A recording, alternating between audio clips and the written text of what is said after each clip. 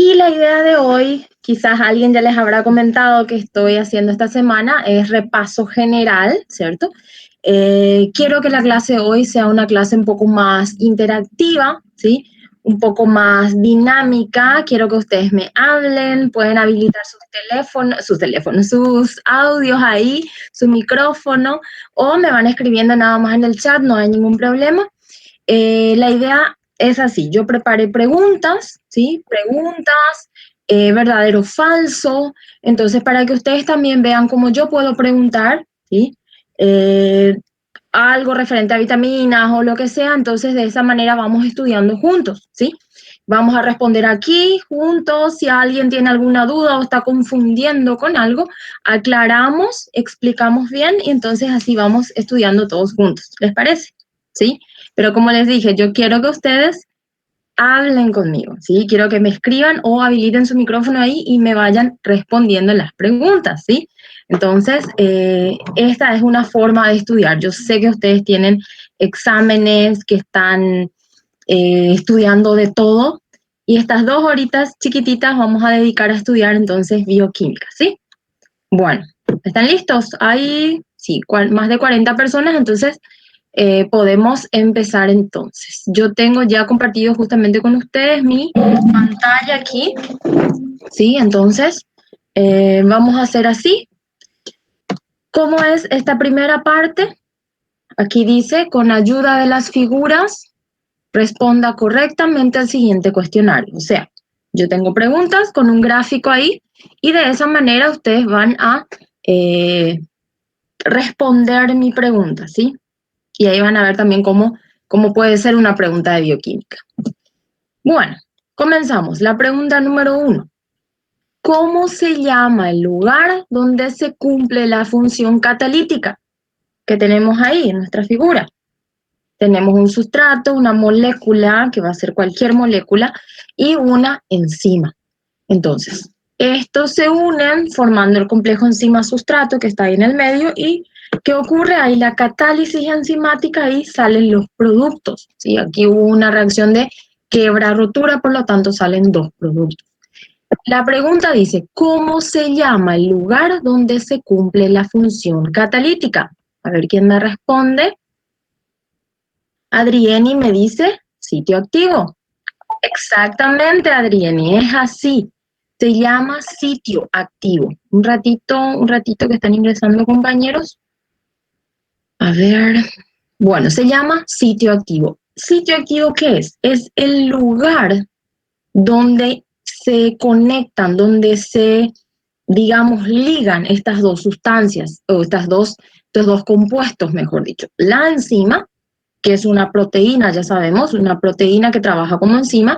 Esta enzima se une al sustrato y cataliza la reacción que ese sustrato necesita, ¿sí? Entonces, puede ser una reacción de rotura de enlace, como muestra aquí en la gráfica, o puede ser una reacción de unión también, ¿sí? Donde vamos a formar un complejo más grande. Entonces, vamos a unir dos moléculas y formar una más grande. Entonces, la enzima, ¿qué hace? Tiene un lugar que se llama sitio activo donde permite el contacto con el sustrato y de esa manera cataliza la reacción química, ¿sí? ¿Alguien tiene dudas aquí? Yo sé que ya quizás estudiaron bioquímica, ¿sí? Hay otros que quizás no todavía, entonces vamos a ver cómo podemos explicar si alguien tiene alguna duda aquí. ¿Alguien tiene dudas? ¿Sí? ¿No? ¿Está clarito? Encima era la primera. No, dice Ederson. Bien, gracias Victoria, no tampoco. Entonces yo sé que es una clase que ya dimos allá por abril, más o menos final de marzo, principio de abril. Entonces puede estar algunas cosas olvidadas ahí, pero vamos a ir repasando todo, sin problema. Gracias Kelly. Ok, continuamos entonces. Ok, ahí. Bueno, continuamos. Siguiente pregunta. La número 2 dice, ¿de qué compuesto lipídico se sintetiza la provitamina del calciferol? ¿De qué compuesto lipídico? Hay una mezcla de lípidos con vitaminas. ¿De qué compuesto lipídico se sintetiza la provitamina del calciferol? Si ustedes ven ahí el gráfico, ¿cierto? Este gráfico está mostrando justamente una persona que tiene una exposición a la luz solar, ¿sí? Y ocurre esa transformación que nosotros habíamos visto, ¿sí? Que era de la fotólisis no enzimática. Entonces, la provitamina se convertía en la vitamina. Ahora me digan ustedes, ¿de qué compuesto se sintetiza la provitamina? A ver, voy a ir a la... Aquí estoy en el chat, ahí les puedo ver. Es de un lípido, por eso dice de un compuesto lipídico.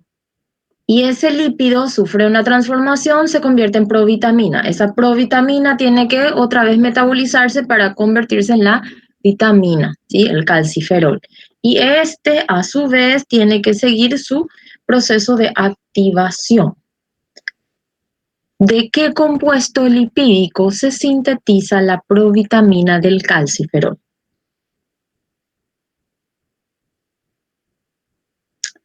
Adrieni me dice, sí, Adrieni me dice 7-deshidrocolesterol. Esta ya es la provitamina, ¿sí? Esta ya es la vitamina, la provitamina, perdón. El 7-deshidrocolesterol es la provitamina. Ederson me dice ergosterol, Eder me dice colesterol. Es así, Eder, del colesterol. El colesterol sufre un proceso donde ocurre un proceso de deshidratación que vira 7-deshidrocolesterol, ¿sí? Entonces, este 7-deshidrocolesterol ya es la provitamina. Este sufre ¿qué? Una fotólisis no enzimática, una modificación en su estructura. También se rompía una parte del anillo, ¿sí? El ciclopentano per hidrofenantreno. Ese anillo se rompe y se convierte en el calciferol, ¿sí? El ergosterol es el otro tipo de provitamina, ¿sí? Entonces, cuando hablamos de 7-deshidrocolesterol, estamos hablando de la provitamina que va a ser del colecalciferol o también conocido como calciferol. Este a su vez va a seguir la transformación, la activación, ¿sí? Va a ir al riñón y ahí va a activarse entonces por otro proceso más, ¿sí? Entonces, ¿de dónde viene la provitamina? Del colesterol. Nosotros habíamos hablado cuando vimos lípidos, ¿sí? Había una parte donde estudiamos al colesterol, decíamos el colesterol tiene varias funciones, se puede trabajar de varias maneras. Ser, por ejemplo, precursor de hormonas, habíamos dicho, ¿cierto? Precursor de hormonas, ese también sufre una transformación que eventualmente se convierte en una hormona. Tenemos también que el colesterol puede formar parte de membranas celulares. El colesterol puede ser utilizado, es de hecho utilizado como compuesto en los ácidos biliares, porque es de esa manera que se elimina el colesterol. Y también actúa como provitamina, dijimos. Entonces, puede ser un compuesto que va a sufrir una transformación para convertirse en el 7-deshidrocolesterol, que va a ser la provitamina del calciferol, ¿sí? ¿Hay dudas aquí?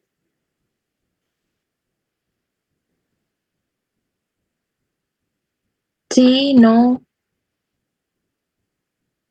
Profesora, Hola. entonces, cuando ingerimos un alimento que tiene que tiene el compuesto para transformación de vitamina D, necesita un agente externo que sería la radiación solar, sí o sí. Sí, o sea, para la transformación de la provitamina, sí. Si nosotros tenemos el 7-deshidrocolesterol, eso nosotros ya podemos sintetizarlo, ¿sí? Porque nosotros tenemos la capacidad de crear, sintetizar colesterol, el hígado puede hacer eso. O si nosotros consumimos colesterol de afuera, también obtenemos, ¿cierto?, este colesterol. El proceso de virar 7-deshidrocolesterol es un proceso enzimático, ¿sí? Es un proceso que ocurre en nuestras células. Ahí ya tenemos el 7-deshidrocolesterol. Esta provitamina sí necesita de la acción de la luz solar para convertirse en calciferol, ¿sí? Solamente el 7-deshidrocolesterol. ¿Está bien? ¿Responde tu pregunta? Sí. Ok, perfecto, súper bien. ¿Alguien más tiene una pregunta?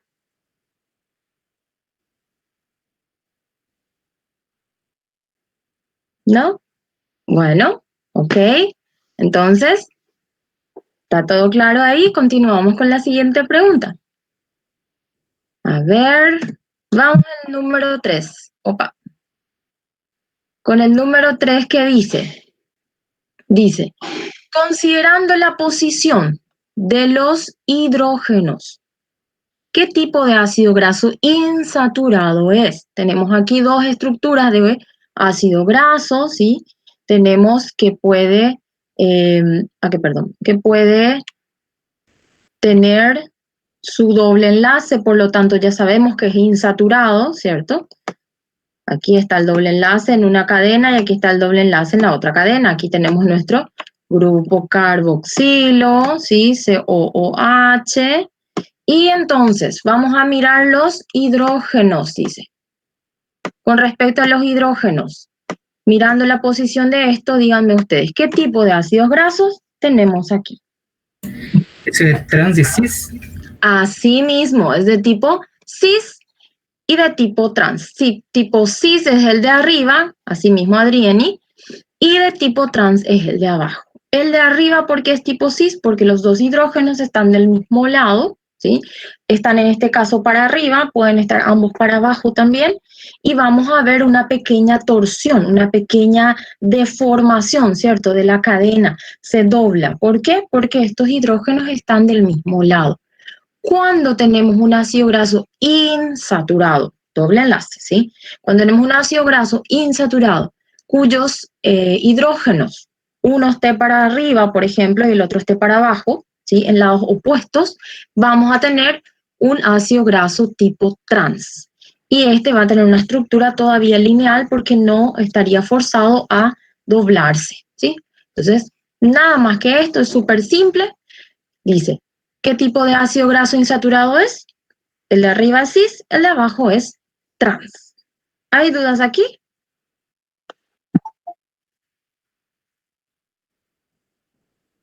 No, esta es súper fácil. Me van a decir que esto es difícil. No, lo estudiamos y es re fácil. Bueno, ok, vamos con la siguiente pregunta entonces, ¿sí? Vamos a aprovechar el tiempo. Número 4, ¿qué dice? ¿Qué parte de la holoenzima es la que reconoce al sustrato? Sí, aquí tenemos abajo nuestra gráfica. Vamos a leer otra vez la pregunta. ¿Qué parte de la holoenzima es la que reconoce al sustrato? Aquí tenemos nuestra apoenzima, este de color verde. Tenemos aquí arriba nuestro cofactor, que está de color celeste. Tenemos ya unidos estos dos, el cofactor con la apoenzima. Y tenemos ya entonces disponible, ¿sí?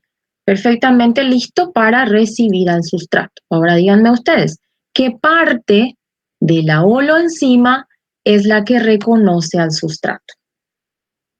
Y me dice el sitio activo. El sitio activo es el lugar donde se une, ¿sí? Exactamente. Ahí va a ligarse al sustrato con la enzima.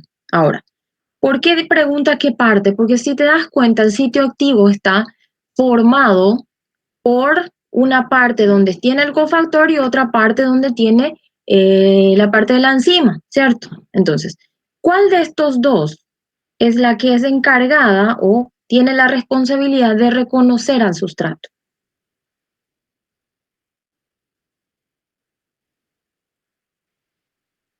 ¿Sí? A ver, voy a explicar entonces. Parece que hay un poquito de dudas aquí. Voy a explicar. Ustedes se dan cuenta que nosotros tenemos aquí nuestra apoenzima. ¿Qué es nuestra apoenzima? Es una enzima. ¿Sí? Es una enzima. Es una estructura, una proteína que tiene una función de enzima, una función de catalizar una reacción química. Por lo tanto, es una enzima. Cuando dice o por qué se le pone este apo aquí adelante, porque está hablando de una enzima que precisa de un cofactor o precisa de una coenzima. Así como está en forma de apoenzima, está incompleta todavía, ¿sí? Entonces, cuando hablamos de apoenzima, precisa de su asistente, de su ayudante, de su complemento, ¿sí? Y que en este caso va a ser un cofactor. El cofactor nosotros habíamos dicho que puede ser un ion, ¿cierto? puede ser un potasio, puede ser un calcio, puede ser un magnesio. Entonces, ese ion va a unirse a la enzima, a la apoenzima, y la va a completar, ¿sí? La va a ayudar a cumplir su función. Una vez que se unen el cofactor con la apoenzima, vamos a seguir teniendo una enzima, pero ya va a estar en forma de holoenzima.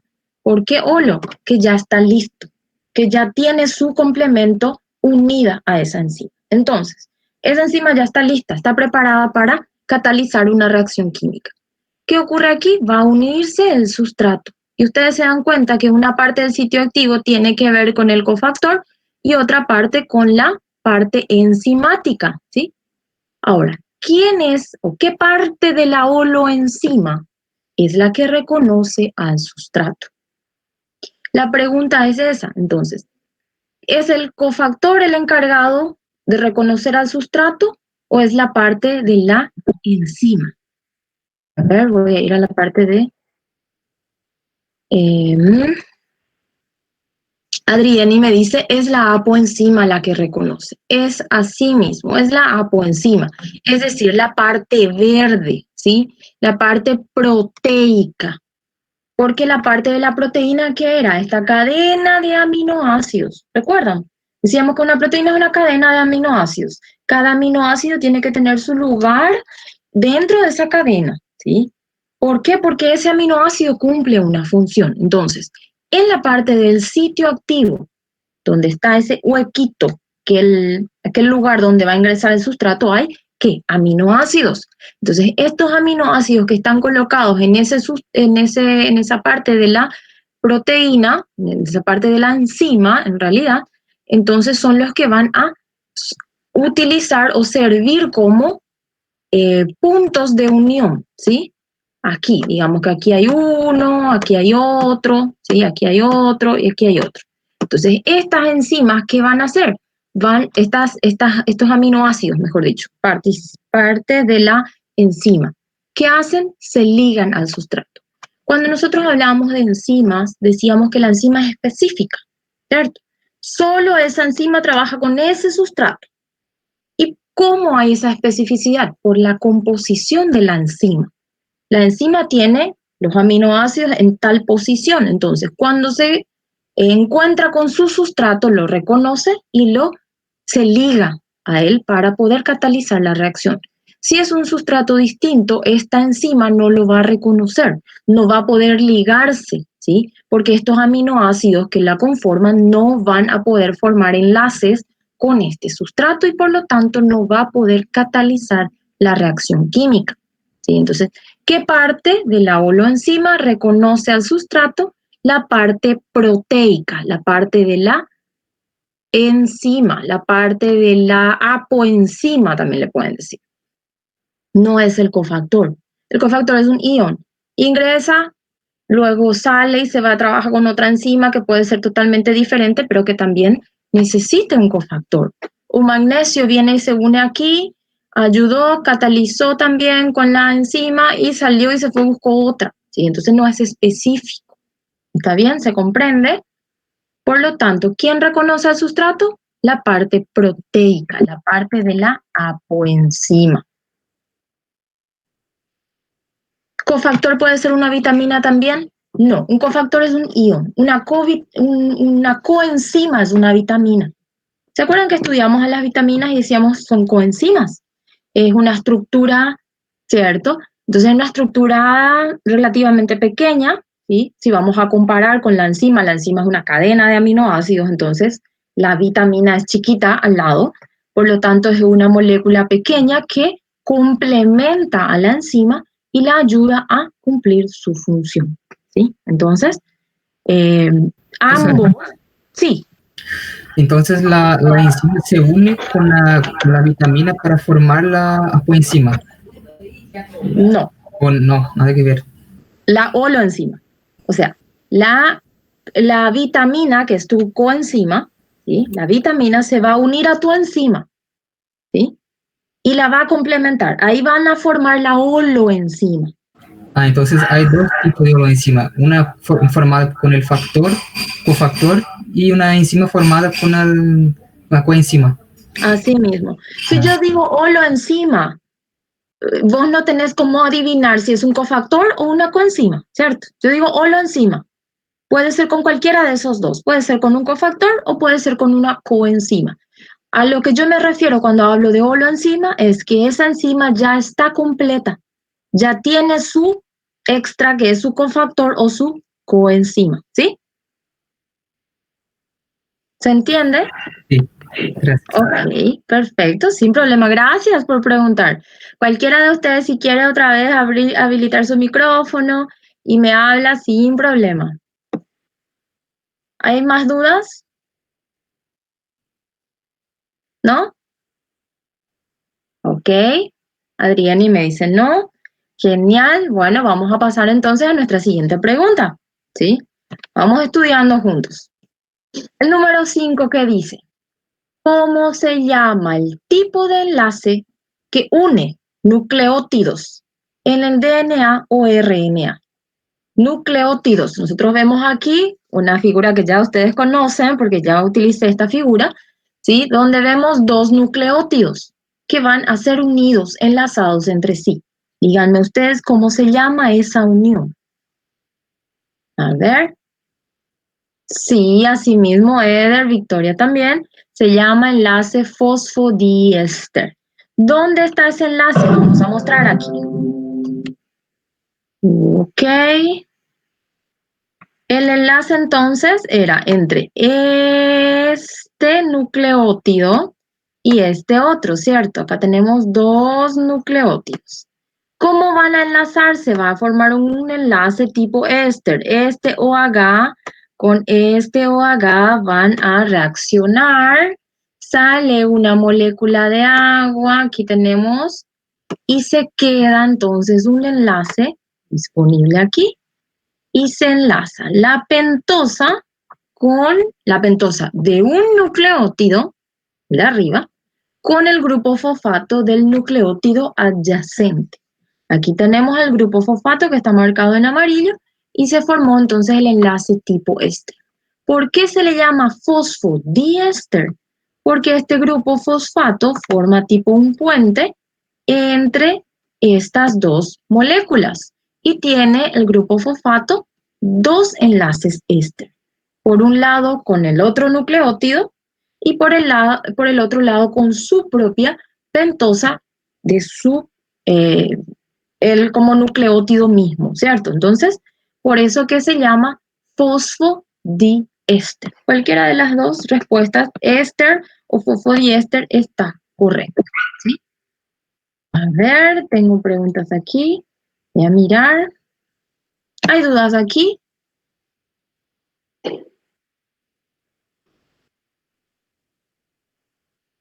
Cuando hablábamos de nucleótidos, no, me dice Ederson. Perfecto, entonces, cuando hablamos entonces de enlace tipo éster, tenemos en cuenta el grupo fosfato, ¿cierto? Que se enlaza con su propia pentosa para formar el nucleótido o con el siguiente nucleótido, ¿sí? Formando el enlace tipo éster con la pentosa del otro nucleótido. Excelente, perfecto. Gracias por la respuesta, Victoria Ederson. Eso es lo que quiero justamente, la participación de ustedes. A ver, vamos con el siguiente, el número 6. ¿Qué dice el número 6? ¿Cuál es la enfermedad ocular que se manifiesta por carencia de vitamina A? Ustedes ven ahí la gráfica, ya les da una idea. ¿Cómo se llama esa enfermedad ocular que se manifiesta por carencia de vitamina A? ¿Quién recuerda?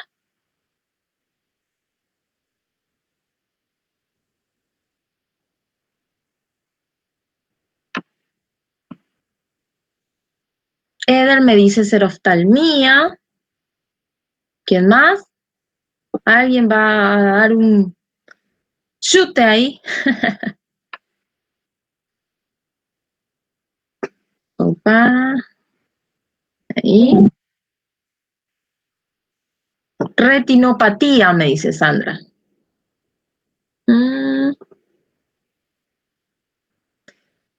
Petequia, me dice Ederson. Petequia son esos puntitos en la piel. Adrieni me dice ceguera nocturna. Ahí está, esa es la respuesta. Ceguera nocturna. Si ustedes observan bien este gráfico, justamente tiene que ver con la capacidad de esa persona de poder observar cuando hay poca luz, ¿sí? Entonces, cuando hay carencia de vitamina A, del retinol, había una afectación que ocurría a nivel del ojo, donde la adaptación de este órgano del ojo para poder ver en lugares o en momentos donde la luz es escasa, hay una dificultad. Cuando hay mucha luz no hay ningún problema, pero cuando empieza a haber poca luz, esta persona ya no consigue ver con claridad, ¿sí? Y esto es lo que se conoce como ceguera nocturna. O también se conoce como nictalopía o nictalopatía, ¿sí? No es seroftalmía porque la seroftalmía, bueno, en realidad la seroftalmía está también relacionado, ¿sí? Porque es el inicio, es un síntoma de que hay ya también manifestación. La seroftalmía se relaciona más bien con esta sequedad del ojo, ¿sí? Como la falta de lubricación que tiene que tener y por esto que de repente molesta, raspa un poco, duele, pero es un síntoma también, ¿sí? Ya no es la enfermedad crónica, ya tendría que ver entonces con la incapacidad de ver a escasa cantidad de luz, ¿sí? ¿Se comprende?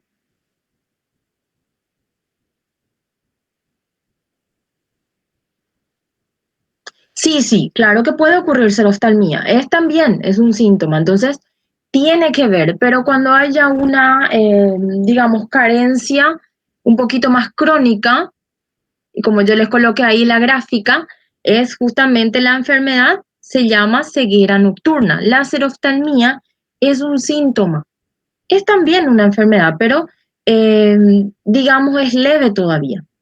¿Se comprende? Es como decir, eh, la piel, ¿cierto? Hay descamaciones. Entonces, ese es como un síntoma. Pero si ya ocurre eh, estos, ¿cómo se dicen? Hay como ya llagas que se observan, entonces de esta manera ya se manifiesta más, ¿sí?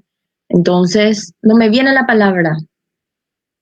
eh, bueno, se me fue la palabra de la mente.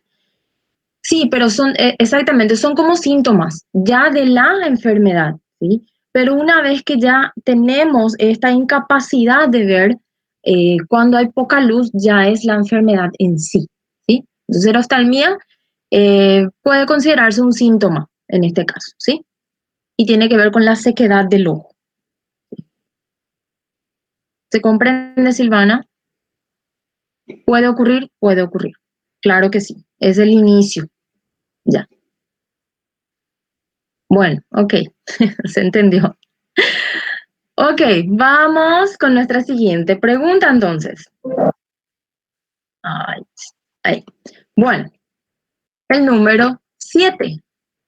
¿Qué tipo de grasa es sólida a temperatura ambiente? ¿Qué tipo de grasa es sólida a temperatura ambiente?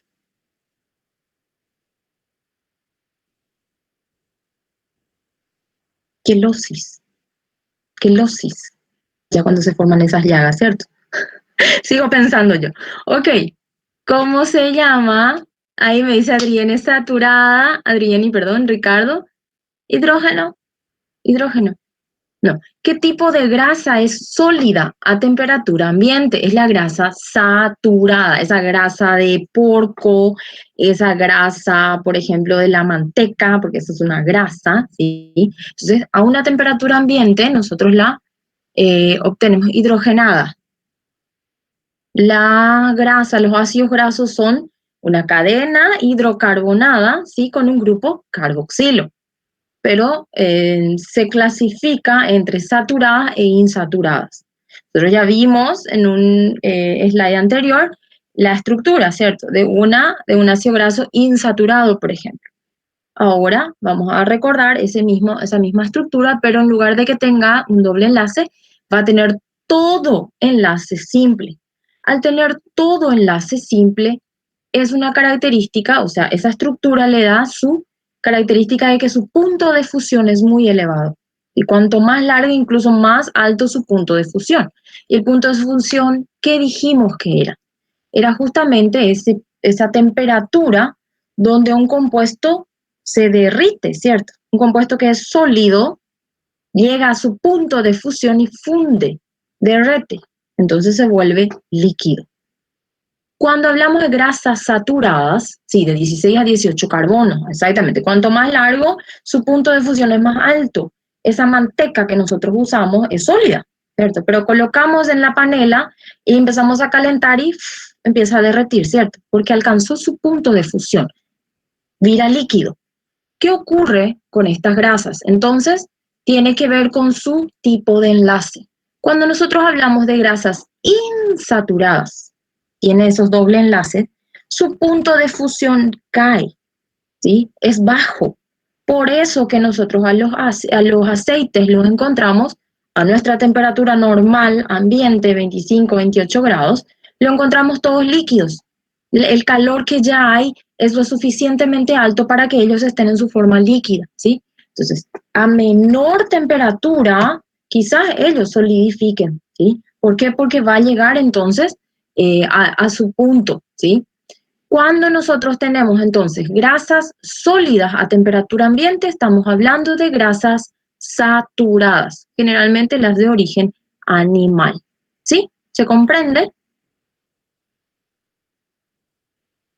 Esto era fácil. La grasa, nosotros ya sabemos que es lo más rico. A mí particularmente yo soy muy carnívora, entonces me gusta y cuesta más consumir los otros, ¿cierto? Bueno, pero igual, todo se come. Listo. Número 7, respuesta correcta. Ok, vamos con nuestra siguiente pregunta. Esta también es re fácil. Dígame, escriba o escribir el nombre completo del nucleótido energético más abundante en nuestro organismo. Aquí tenemos el nucleótido, ya está la estructura ahí. ¿Cómo se llama? Nombre completo.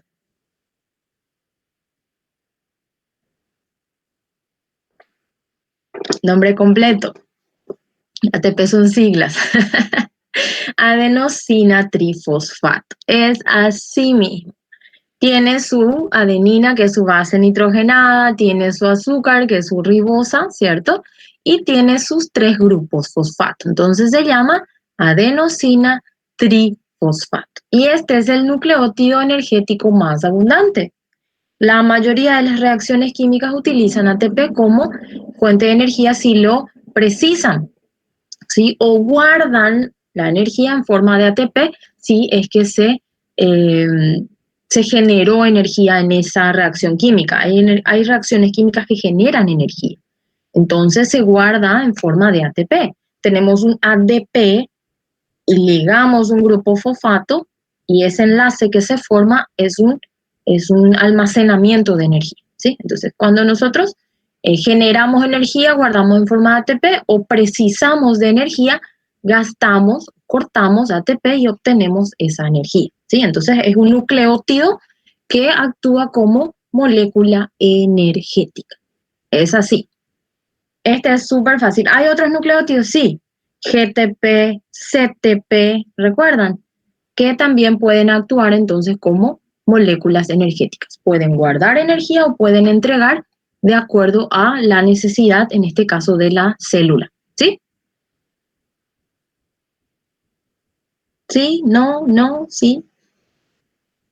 Yo no les veo, yo no les escucho. Sí, me dice Ederson. Anderson también, gracias. Entonces, porque yo tengo que ver aquí el chat, entonces no consigo ver las personas que están conectadas, si están con sus eh, cámaras abiertas y todo. Pero bueno, gracias Priscila, gracias Silvana. Continuamos entonces nuestro repaso. Gracias Teresa. Sí están presentes conmigo entonces. Hay 45 personas y a veces termino hablando con 2 personas o 3 personas. Por eso que pregunto si están ahí. Ay, ay, ay. Bueno, seguimos nuestro super ping pong de preguntas y respuestas. Vamos, el número 9. ¿Cómo se les denomina a los precursores enzimáticos? Precursores enzimáticos, ¿cómo se llaman? Nosotros acá vemos en la gráfica que tenemos al tripsinógeno, él es un precursor enzimático, por acción de una enteropeptidasa se va a transformar en una tripsina, por ejemplo. Y esta tripsina ya es una enzima activa. El quimiotripsinógeno es un precursor que gracias a la tripsina va a transformarse en quimiotripsina. Entonces, generalmente los precursores enzimáticos, ¿cómo se llaman? Eder me dice simógeno. Es así, simógenos. Ahí ya díselo el nombre, tripsinógeno, quimiotripsinógeno, ¿cierto? Ya está dando una idea. Son simógenos, ¿sí? Son moléculas inactivas, son enzimas, pero que todavía no tienen función de enzima, ¿sí? Necesitan un cambio en su estructura, necesita ser modificado. ¿Para qué? Para liberar el sitio activo. Una vez que ese sitio activo está libre, puede llegar al sustrato, unirse y de esta manera ser transformado o ser catalizada la reacción que precisa ese sustrato. ¿Se comprende entonces que es un simógeno? Sí, genial. Entonces es una molécula inactiva que hace falta un cambio en su estructura, ¿sí? Un cambio en su estructura para poder llegar a ser una enzima activa. Cuando nosotros explicábamos esto, decíamos, por ejemplo, en el páncreas, ¿cierto? Se sintetizan enzimas en forma de simógeno, ¿sí? ¿Por qué? Porque ahí entonces tiene que estar todavía inactivo. Una vez que va y llega al estómago, por ejemplo, ahí sí se tiene que actuar. Entonces ahí ocurre su transformación, se convierte en una enzima activa. ¿Por qué no puede salir activo ya del páncreas? Porque puede degradar o descomponer al propio páncreas, ¿sí? Entonces no puede salir así, tiene que salir como digamos, con una protección encima, ¿sí? Entonces, estructuralmente sigue bloqueado, pero cuando llega al lugar donde va a cumplir su función, debe sufrir su transformación estructural para liberar su sitio activo. ¿Está bien? Bueno, quedó clarísimo eso entonces. Perfecto, vamos con la pregunta entonces número 10. Esta es re fácil, clase pasada. ¿Qué tipo de vitaminas pueden causar hipervitaminosis y por qué? ¿Qué tipos de vitaminas pueden causar hipervitaminosis y por qué?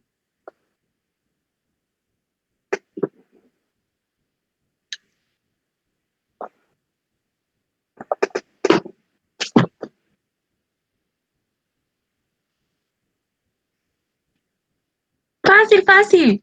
Tienen 3 segundos para responder. 3, 2, 1. ¿Qué tipos? Alta ingesta, me dice Adrieni. Ok. La vitamina A. Ah, ahí están, liposolubles, exactamente. La vitamina A, la vitamina D, la vitamina E y la vitamina K. K, D, D, K, ¿cierto? Son vitaminas liposolubles. Estas vitaminas entonces tienen ¿qué? La capacidad de almacenarse, capacidad de guardar como reserva, ¿cierto? Ahí me dice Silvana, ah, sí, sí, sí. Bueno, ¿qué ocurría entonces con estas vitaminas? Guardamos en el hígado, guardamos en los adipocitos, ¿sí? ¿Por qué? Porque van con las grasas, ¿sí? Liposolubles, entonces podemos nosotros guardarlas. Si consumimos con los alimentos la vitamina A, guardamos. Consumimos extra porque tenemos un suplemento multivitamínico que nos gusta consumir, consumimos eso. Entonces hay un exceso de vitamina A. ¿Y qué ocurre con eso? Se guarda, no sale. Se guarda, acumula, acumula. Y como nunca nos falta, porque todo el tiempo estamos consumiendo, el organismo no moviliza esas reservas, no tira y no utiliza, entonces queda ahí. Y eso puede causar una hipervitaminosis, toxicidad, ¿cierto? Porque guardamos y no usamos. Si dejamos de consumir los alimentos y paramos con nuestras vitaminas extras, vamos a movilizar estas reservas que tenemos, ¿sí? Y de esa manera vamos a eliminar la posibilidad de toxicidad que pueda causar estas vitaminas. Pero es así. Entonces, las que pueden causar hipervitaminosis son las liposolubles, no así las hidrosolubles. ¿Por qué? ¿Por qué no?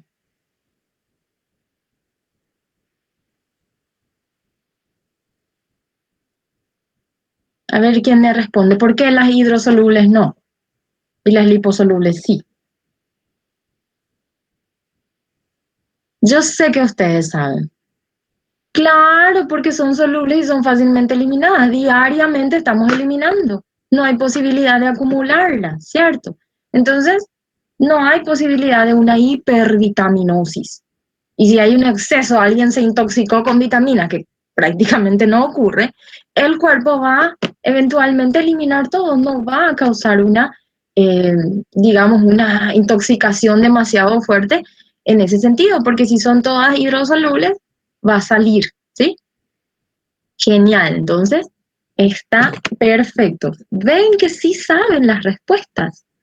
Esta idea, esto de hacer preguntas así, me hubiera gustado tanto poder hacerlo en la clase para poder participar con todos y hacer tipo competencia, un grupo, otro grupo, y bueno, quién responde primero y todo eso, pero no se pudo. Entonces vamos a hacer de esta manera como se puede y tratar de que sea interactivo, que sea divertido, ¿sí? De esta manera. Ok, entonces con esto terminamos las preguntas. Pero, ¿qué quiere decir? Que hay verdadero y falso, ¿sí? Eh, estas oraciones que yo preparé, quiero que ustedes lean, ¿sí? Conmigo yo voy a leer para ustedes también, y ustedes analizan y me dicen si es verdadero o es falso, ¿sí? Si es verdadero, no hay nada que explicar, ¿cierto? Que fundamentar, pero si es falso, quiero que me digan por qué es falso. ¿Dónde está el error ahí? ¿Sí? Bueno, entonces, si no hay más dudas, si no hay más preguntas, voy a mirar aquí, que cuando comparto con ustedes la pantalla yo no veo los chats. Ok, aquí, vamos. ¿Qué me dice entonces? La primera oración dice, la filoquinona y la riboflavina son sintetizados por la flora intestinal normal en individuos saludables. ¿Esto es verdadero o es falso? La filoquinona y la riboflavina son sintetizados por la flora intestinal normal en individuos saludables. ¿Quién me responde? Tengo 47 personas unidas, entonces mínimo necesito 5 respuestas. Mínimo 5. A ver, cualquiera. Ederson, Adrieni, Silvana. Hola. La riboflavina sería B12, ¿no? No, B12 es cobalamina. Ah, cobalamina. No. La B2 es la riboflavina. La B1 es la tiamina.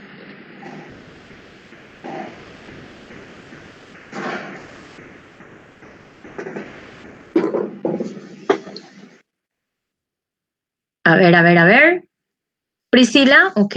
Priscila me dice falso, muy bien. Anderson me dice verdadero. Tengo un verdadero y un falso. ¿Quién más?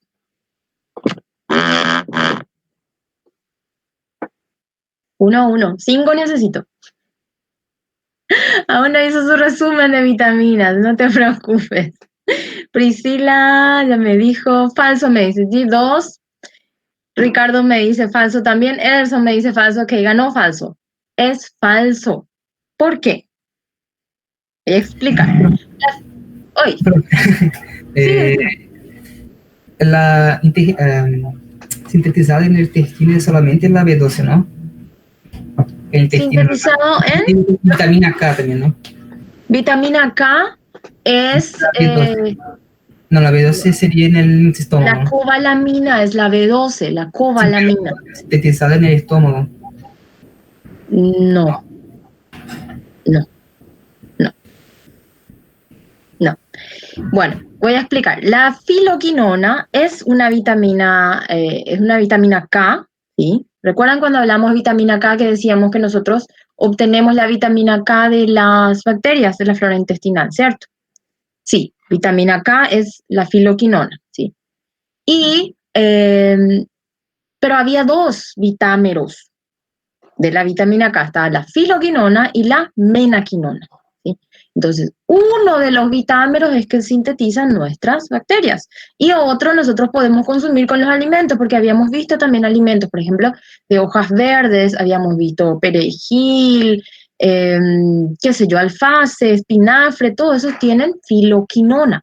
¿Y cuál es la que sintetiza nuestras bacterias? La menaquinona, ¿sí?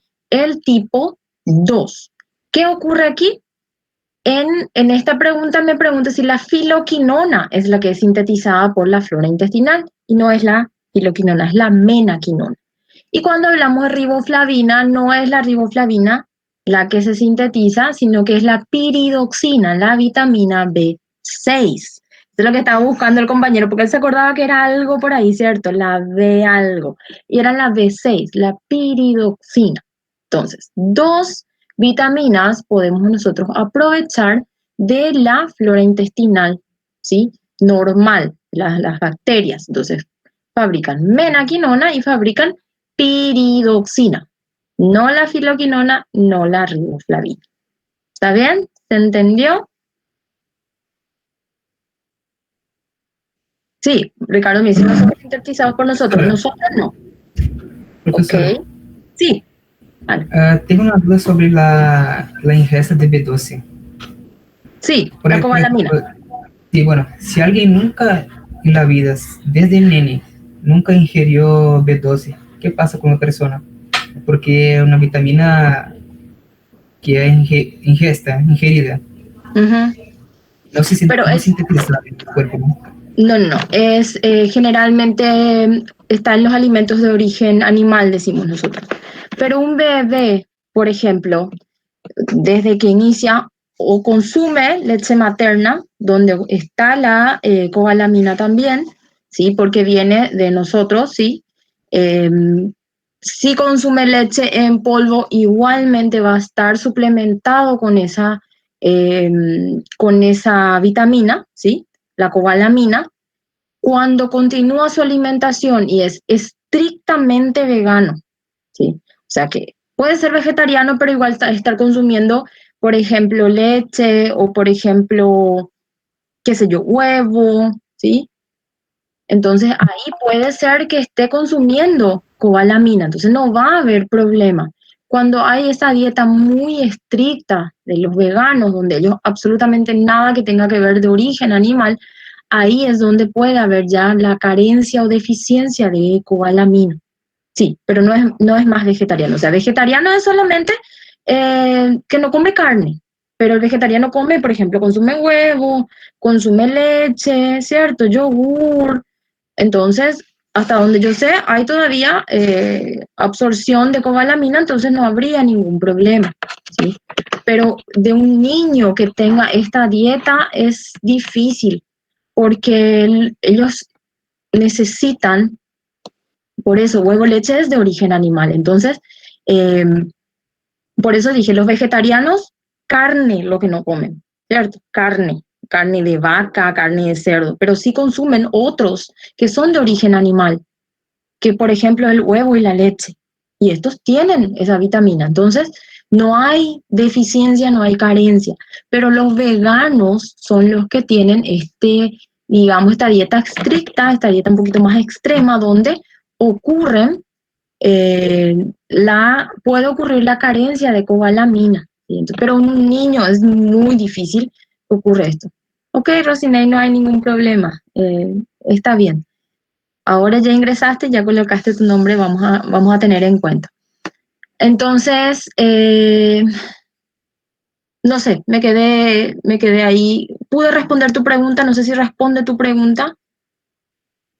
Cuando hay carencia de cobalamina, ¿qué se observa? Anemia, ¿sí? Y estas anemias pueden ser leves o pueden ser retroceder un poquito cuando se suplementa a esta persona con cobalamina, que es la vitamina B12, o ya puede llevar incluso a más grave, sí, puede ser un poquito complicado, pero en un niño hay que cuidar bastante porque sabemos que tenemos que suplementarlo con todo lo que necesita porque está en etapa de crecimiento y es muy importante estas vitaminas para su correcto desarrollo y crecimiento. Entonces responde tu pregunta hoy. Sí, profe, sí. ¿Respondió? Ok. Bueno, qué suerte. Bueno, Entonces, porque me dijiste que en realidad el niño solamente va a ingerir la B12 en la leche, pero sí, después que es vegetariano no va a ingerir B12, porque no va a comer ni no. Vegetariano sí huevo, también, ni sí leche, también. nada, solamente de origen vegetal. Ahí se puede. No, no, en realidad el nombre vegetariano viene de la comida origen vegetal. Vegano es Claro, una filosofía, es algo más. Pero el nombre vegetariano en sí es para solamente origen vegetal. Ahí huevo y leche es otra denominación, es parte ovo lácteo, pero es una extensión del nombre vegetariano, por eso. ya, mira, yo Pero como no igual, soy el vegetariana ni importante, vegana, para mí sí, la... perdón, dígame.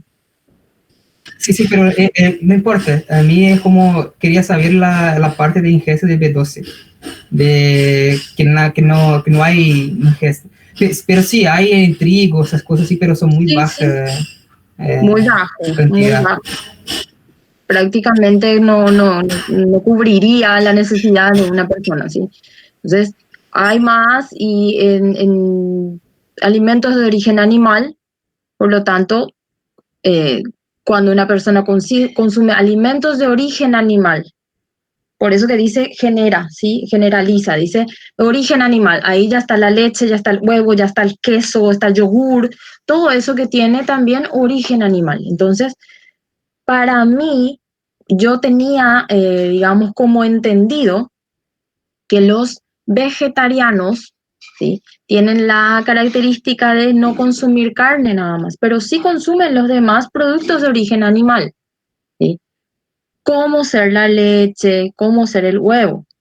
Pero los veganos, donde ya son un poquito más estrictos, ahí sí no habría el consumo de absolutamente ningún tipo de alimento de origen animal. Sería solo vegetal.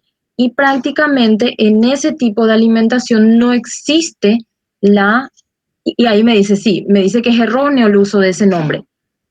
Eh, como digo, yo no soy ni vegetariana ni vegana, entonces la verdad que nunca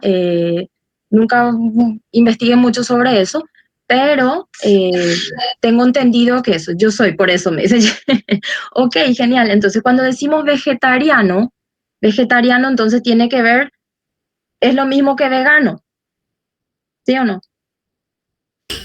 No, profe, es porque el nombre vegetariano es quien consume solamente de origen vegetal.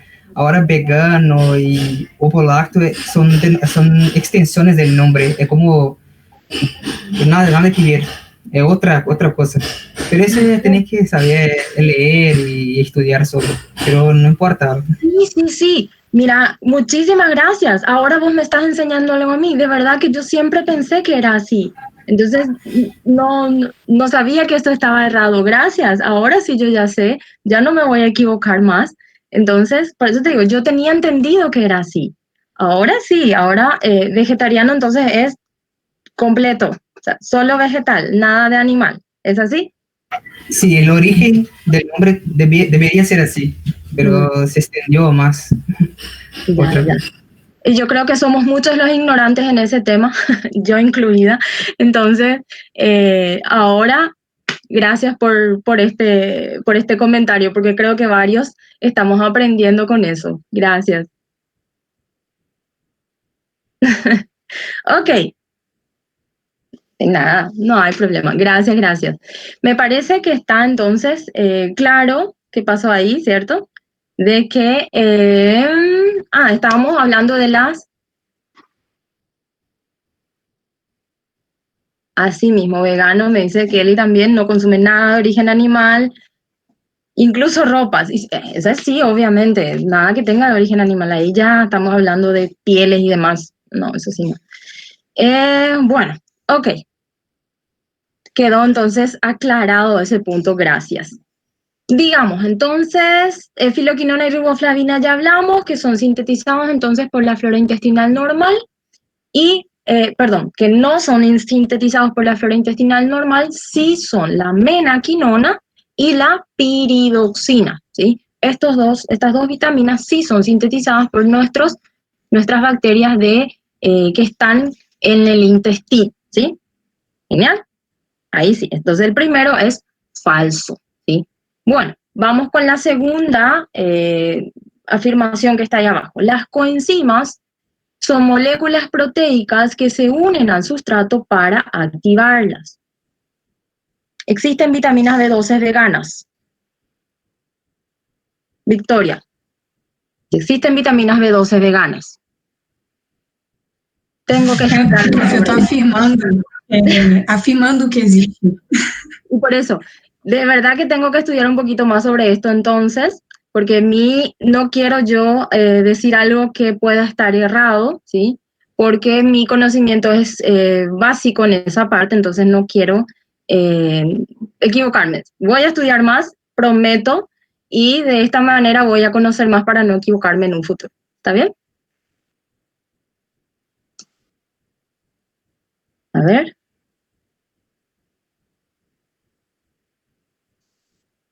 Hola. Ok. Bueno, no hay problema. ¿Qué decíamos? Las coenzimas, ¿cierto? Ahora ustedes me van a decir. Claro que sí.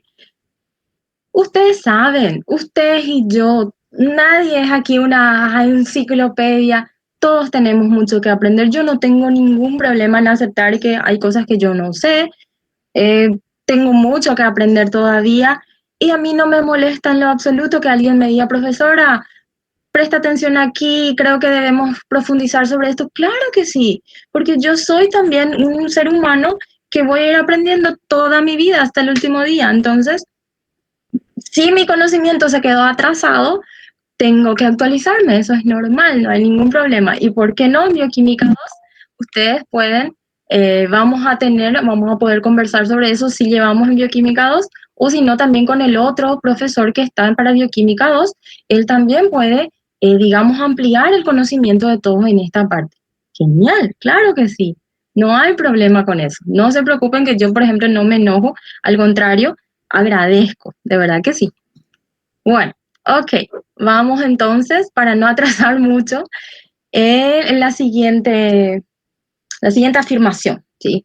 Las coenzimas, díganme ustedes, coenzimas nosotros ya estudiamos que son estas vitaminas que estamos hablando. Las coenzimas son moléculas proteicas que se unen, perdón, al sustrato para activarlas. ¿Es así? No, falso me dicen, un falso. Falso, me dice Adrieni, no es una molécula proteica. Eder me dice falso, Elana también. Excelente, es así, es falso. ¿Por qué? Porque las coenzimas no son proteínas, ¿sí? ¿Qué tenía que ser para que sea una proteína? Tenía que tener estas cadenas de aminoácidos, ¿cierto? Tenía que cumplir una regla. ¿Cuál era? Que tenía que tener como mínimo 100 aminoácidos en su estructura, o si no, un peso molecular de por lo menos 5000 daltons, ¿sí? Entonces, cuando hablamos de coenzimas, hablamos de moléculas chiquitas, no son proteínas. ¿Y qué dice también ahí? Se unen al sustrato para activarlas. ¿Cómo al sustrato? Las coenzimas se unen a la enzima, ¿sí? Se unen a la enzima para activarlas, no a las coenzimas. O al sustrato en este caso. ¿Se comprende? Aquí hay dos partes donde esta afirmación está errada. Entonces, es así como todo el mundo me dice, es falso. Perfecto, punto para todo el mundo. ¿Se dan cuenta que no es difícil? ¿Sí? Como alguien me dijo una vez, ay, meu Deus, bioquímica, un bicho de 7 cabezas. No, es fácil, no es tan complicado como parece. Entonces, ¿se dan cuenta que podemos contestar de manera acertada, de manera correcta. Bueno, tenemos entonces ahí, perdón, aquí, siguiente pregunta. Los fosfolípidos son componentes de membranas celulares por su carácter anfipático. ¿Esto es verdadero o es falso? Voy a leer de nuevo. Los fosfolípidos son componentes de las membranas celulares por su carácter anfipático. A ver. Ustedes me dicen, ¿esto es verdadero o es falso? Me dice Victoria verdadero, Eder también, Adrieni también, y Priscila, Teresa, todo el mundo verdadero. Excelente, es verdadero. Los fosfolípidos tienen su capacidad de ser anfipáticos por su estructura. Habíamos hablado de la estructura de los fosfolípidos, un extremo donde tiene su lado polar, donde está su grupo fosfato. De esta manera puede interactuar con moléculas, ¿sí? Con el agua, por ejemplo, y de esta manera poder relacionarse, ¿sí? Se colocan, digamos, hacia la parte externa de la membrana celular. Y su lado apolar, su lado hidrofóbico, hacia el interior. Entonces, esta capacidad de ser anfipático, tener un lado polar y el otro apolar, viene entonces de su estructura. Y eso le da su función de ser parte de membranas celulares. ¡Excelente! Punto para todo el mundo otra vez. ¿Ven que sí estudiaron bioquímica? O aprendieron conmigo en la clase, que es más bueno todavía, ¿cierto? Bueno, siguiente. ¿Qué dice ahí? El enlace N-glucosídico de los nucleótidos se observa entre la base nitrogenada y el grupo fosfato. Ustedes me dicen. Gui me dice falso, exactamente. Eder, esto es falso. No hay un tipo de enlace entre una base y el grupo fosfato, ¿cierto? Un enlace directo no hay. El enlace N-glucosídico es ¿entre qué? Entre la base nitrogenada, porque tiene N de nitrógeno, y su azúcar pentosa. Puede ser una ribosa o una desoxirribosa, ¿sí? Entonces, ocurre entre la base nitrogenada y la pentosa. Ese es el enlace N-glucosídico. El enlace O-glucosídico ya tenía que ver con los carbohidratos, ¿cierto? Carbohidratos para formar glucógeno o para formar celulosa, ¿sí? O para formar, qué sé yo, almidón. Entonces, estos son de tipo O-glucosídico. N-glucosídico es en nucleótidos. Bien, excelente. Me parece que todo el mundo va a sacar 20 en bioquímica. Aleluya. Ojalá que sí, claro que sí. Siguiente, vamos aquí. Díganme, la citidina monofosfato es un nucleócido que actúa como molécula energética.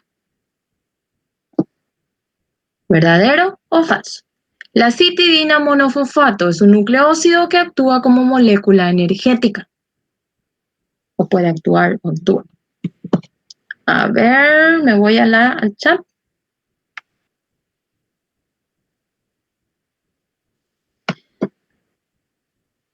Amén. Perdón. Sí, ojalá que sí, claro que sí. A ver, verdad. Todo el mundo me dice verdad. Es falso. Es falso. ¿Dónde está falso? Me van a decir. No, es un nucleócido. ¿Ustedes recuerdan que era un nucleócido? Un nucleócido.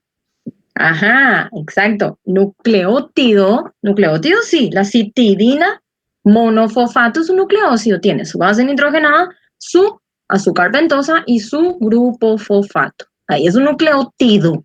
Pero cuando hablamos de nucleócido, ¿hablamos de qué? De la base nitrogenada unida a su azúcar, a la ribosa o la desoxirribosa. Eso, nucleócido es base más pentosa. Ainda no es nucleótido, ¿cierto?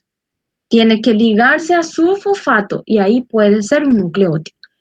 La citidina monofosfato es un nucleótido, sí.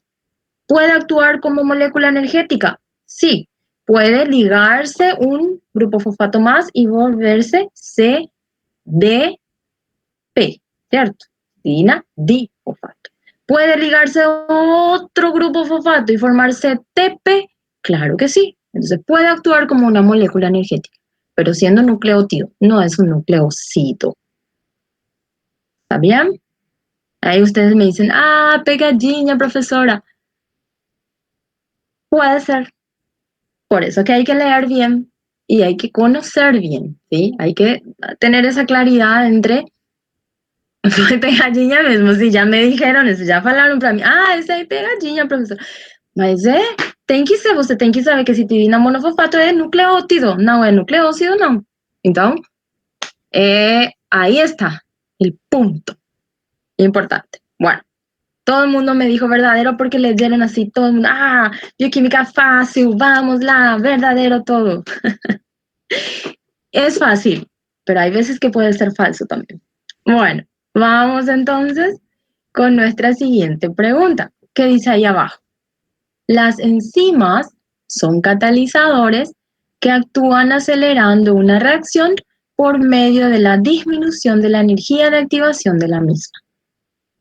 ¿Sí o no? True or false?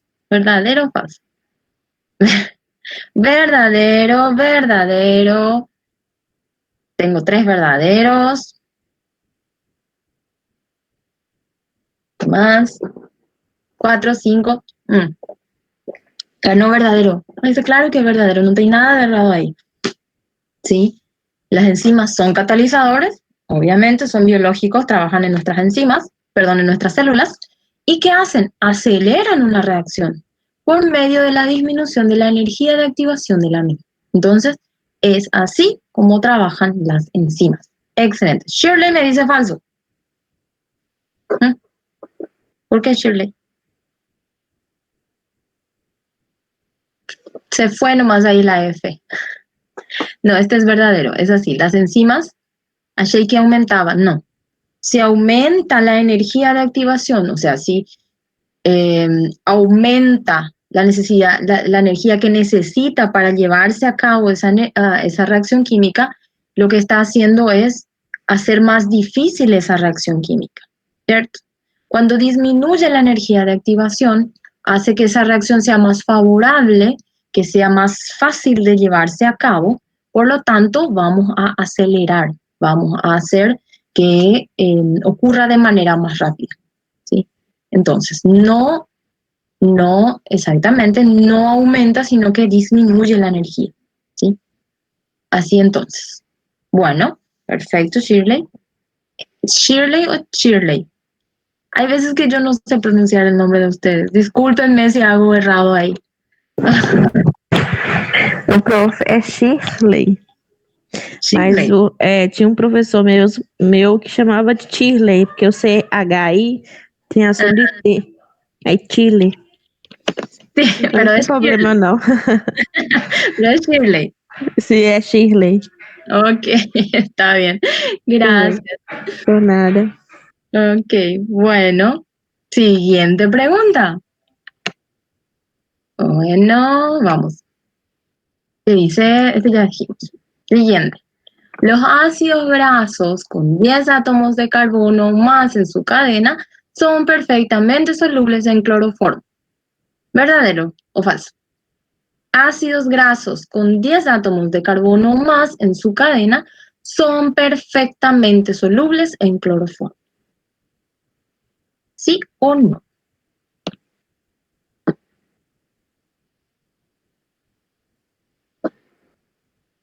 Anderson me dice falso. Un falso.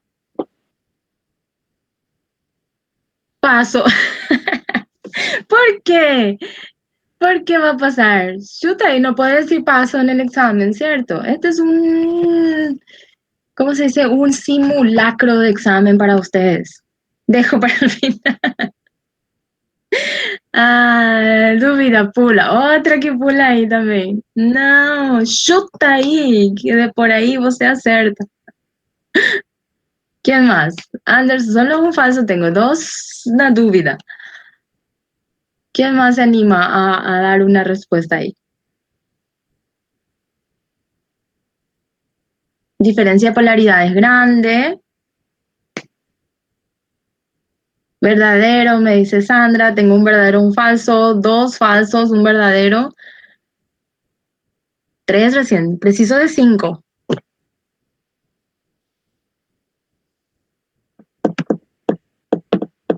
Tengo casi 50 personas en el grupo aquí. Ederson, falso, 3 falsos. Ahí ya ganó falso entonces. Es verdadero. Es verdadero. ¿Qué ocurre aquí? Cuando nosotros hablamos de solubilidad, tendemos, o sea, generalmente la gente piensa en agua, ¿cierto? Cuando hablamos de ácidos grasos, ya sabemos que no es soluble en agua, ¿sí? Grasa, lipidio no es soluble en agua. Entonces, cuando hablamos, tenemos que tener en cuenta que hay solventes que no son acuosos, que tienen, digamos, otra composición. Entonces, estos compuestos, estos solventes, pueden solubilizar otros tipos de compuestos, ¿sí? El cloroformo, el éter, el benceno son compuestos o líquidos orgánicos que tienen la capacidad de solubilizar ácidos grasos. ¿Por qué? Porque son compuestos también apolares, como son los ácidos grasos. Entonces, igual con igual, sí, ¿cierto? Por ejemplo, ácidos grasos, que son compuestos apolares, van a ser solubles en solventes apolares, como el cloroformo, la acetona, dijimos éter, benceno, hay numerosos. Entonces, son, cuanto más grandes los ácidos grasos, o sea, más apolares son, estos son más solubles en estos solventes, ¿sí? Entonces, aquí hablamos de cloroformo específicamente. Si yo digo, ¿son solubles en agua? No, eso sí es falso, porque en agua no hay forma de que puedan interactuar por la diferencia de polaridades, como dijo Ricardo. Uno es polar y el otro es apolar, no tienen nada que ver. Pero lo que es igual solubiliza en un solvente igual, ¿sí? Sustancias polares solubilizan en agua y sustancias apolares solubilizan en otros. No, en este caso no. El cloroformo es súper apolar, ¿sí? Es bien apolar, ¿sí? Hay dudas aquí, y aquí justamente habla entonces de que cuanto más grande es la cadena, mayor va a ser su capacidad de solubilizarse en este compuesto. ¿Está bien? Profesora, Sí. cloroformo es la categoría de los compuestos. Que No, abajo es un compuesto. no, categoría no. El cloroformo es un compuesto. El cloroformo no entendí. No, sí, ahora yo pensé que era una categoría, pero cloroformo es un compuesto. No, el cloroformo es un líquido, es un compuesto, es un solvente, ¿sí? Así como puede ser el agua, pero tiene una característica química muy diferente al agua. ¿Sí? El agua tiene por su estructura esa capacidad de ser polar, ¿sí? Por tener el dipolo, pero el cloroformo no. El cloroformo es apolar justamente por la estructura también que tiene, ¿sí? Entonces, de esta manera, él como líquido, como solvente, va a solubilizar compuestos apolares también, ¿sí? No, no es su contrario. El cloroformo no es polar, el cloroformo es apolar. Bueno, eso está entonces respondido. Era verdadero, ¿sí? En este caso es verdadero. Bueno, la siguiente pregunta, vamos, que dice, esta sí es súper fácil, yo sé que todo el mundo ya sabe, ya viró ahí. La adenina se aparea con la guanina por medio de puentes de hidrógeno en las cadenas de ADN. ¿Esto es cierto o no es cierto? Es falso. ¡Ah! Priscila, verdadero, me dice. Falso, me dice Guillermo. Elana se une a la timina. Exacto. La adenina no tiene cómo se unir a la guanina. Los dos son purinas. ¿Recuerdan? Exacto. Así mismo, Gui. Entonces, ¿qué ocurre con la adenina? Se une con la timina, ¿sí? En ADN. Por eso está bien aclarado ahí, en ADN. La adenina se une con la timina en el ADN y la guanina se une con la citosina, ¿sí? Con el uracilo ya hablamos de ARN. ¿sí? Uracilo ya tiene que ver con ARN, entonces otra molécula, así mismo, ¿sí? Diferente. Pero en esta parte de la pregunta, entonces yo digo, o yo afirmo que es la adenina con la guanina y ustedes me dicen falso, ¿sí? ¿Se dan cuenta que es algo tan fácil, pero que puede llegar a confundir un poquito? Entonces, yo sé que en el momento del examen uno puede estar un poquito nervioso o cansado, incluso porque estudió mucho, no llegó a descansar lo suficiente, algunos ni siquiera comen porque de los nervios no pueden comer, y eso a veces afecta un poquito, ¿sí? Hay que calmarse, tratar de pensar de manera clara, y estos pequeños errores no van a ocurrir, ¿sí? Es cuestión de saber controlar un poquito eso, pero es fácil, ¿sí? Es fácil, no es complicado. Ahí otra persona me dijo ayer, ay, profesora, coloca esas preguntas. No hay forma de que yo pueda colocar estas preguntas, exactamente. Pero yo no voy a preguntar nada que yo no haya hablado o explicado para ustedes, ¿sí? Si yo no pregunto de la adenina, puedo preguntar del uracilo o puedo preguntar de la, qué sé yo, citosina. No tienen tanta producción de ATP. ¿Quién no tiene tanta producción de ATP? Aquí el que no come. Y no tanto. Falta de café de mañana. También. Todo eso pasa, ¿cierto? Uno cuando está ahora, esta semana para ustedes, habrá sido de mucho estudio e incluso se mezcla con el trabajo, entonces puede llegar a afectar a la concentración. Entonces ustedes van a saber cómo manejar eso, ¿cierto? Bueno, entonces para que estos pequeños errores no les perjudique. ¿Sí? Listo, vamos con la siguiente pregunta. Vamos todavía. ¿Y qué dice? En la esterificación de los ácidos grasos se observa la formación de un enlace entre el OH del glicerol y una cadena del ácido graso junto con una deshidratación. ¿Se acuerdan cuando hablamos y vimos así el proceso de la esterificación que ocurre? Sí, es esto que dice aquí. Se observa la formación de un enlace entre el OH del glicerol, ¿cierto? Y una cadena de ácido graso junto con una deshidratación. Voy a la página principal para poder ver la respuesta de ustedes. Aquí todavía no hay respuesta. ¿Quién me dice si esto es verdadero o es falso?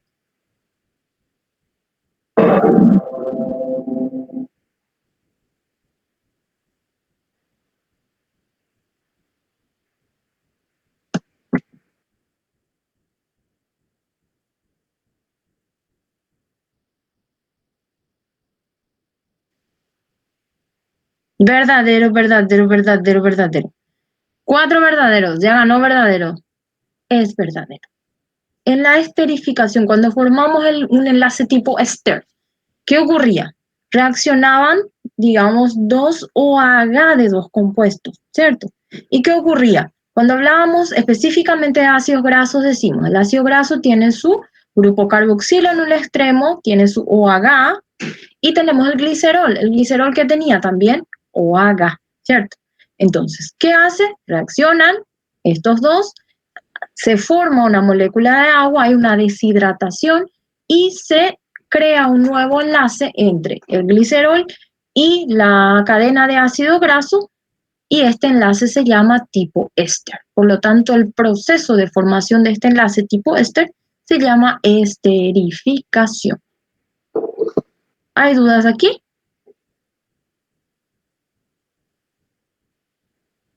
No. Muy bien, excelente. Entonces, quedó claro el proceso de la formación de un enlace tipo éster y ocurre entonces la unión de dos compuestos y la formación de agua. Perfecto. Esterificación entonces puede ocurrir en varios tipos de moléculas, no solo con ácidos grasos, también muchos se observan ácidos grasos, pero también pueden ocurrir en otros, como vimos, por ejemplo, de los nucleótidos, ¿cierto? El grupo fosfato con la pentosa. Bueno, ok, pasamos al siguiente. Aquí vemos otra vez enzimas. ¿Qué dice? Las transferasas son un tipo de enzimas que realizan la transferencia de grupos dentro de una misma molécula, generando isómeros. Adrieni me dice falso, es una isomerasa. ¿Quién más me dice algo? Eder me dice falso. Falso, falso son las isomerasas. Exactamente. Las isomerasas hacen esto. Transportan o mueven de lugar, transfieren moléculas, pero dentro de la misma molécula. ¿Sí? Grupos dentro de la misma molécula. Las transferasas, ¿qué hacen? Mueven grupos o radicales de una molécula a otra. Transfieren también, pero a moléculas diferentes. Sí mismo, Anderson, a moléculas diferentes.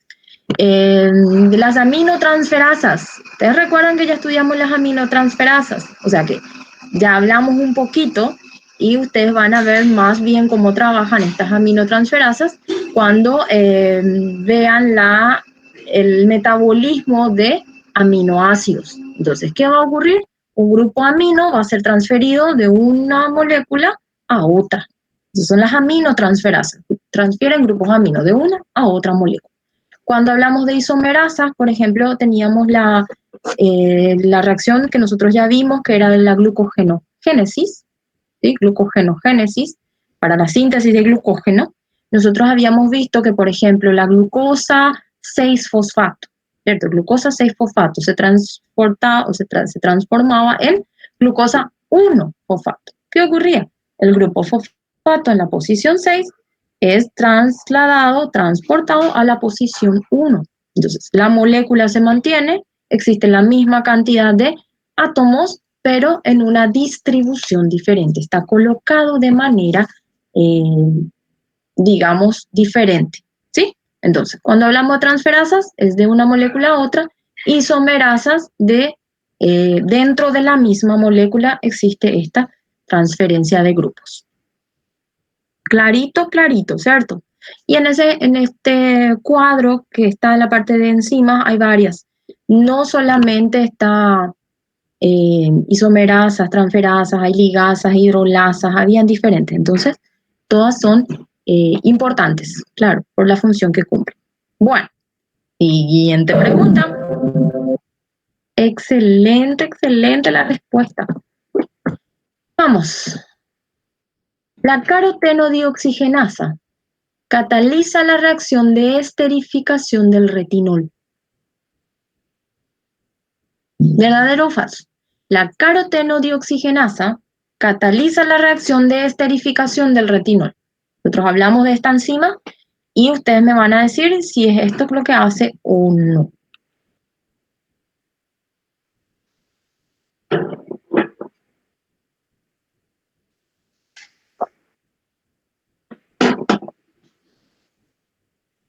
Eder me dice verdadero. ¿Quién más? Silvana. Pasa. Deja para el final. Ok. ¿Quién es el valiente? Acá ya hubo un valiente. No sé, me dice Priscila. Eder ya fue el primero valiente ahí que colocó verdadero. Vamos a ver si alguien sigue Eder o le dice algo diferente. Tengo un verdadero.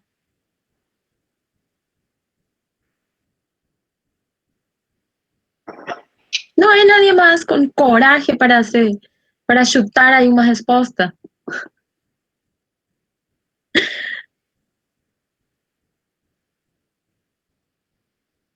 B, shoot. Ok, tengo 2 verdaderos. No hay problema.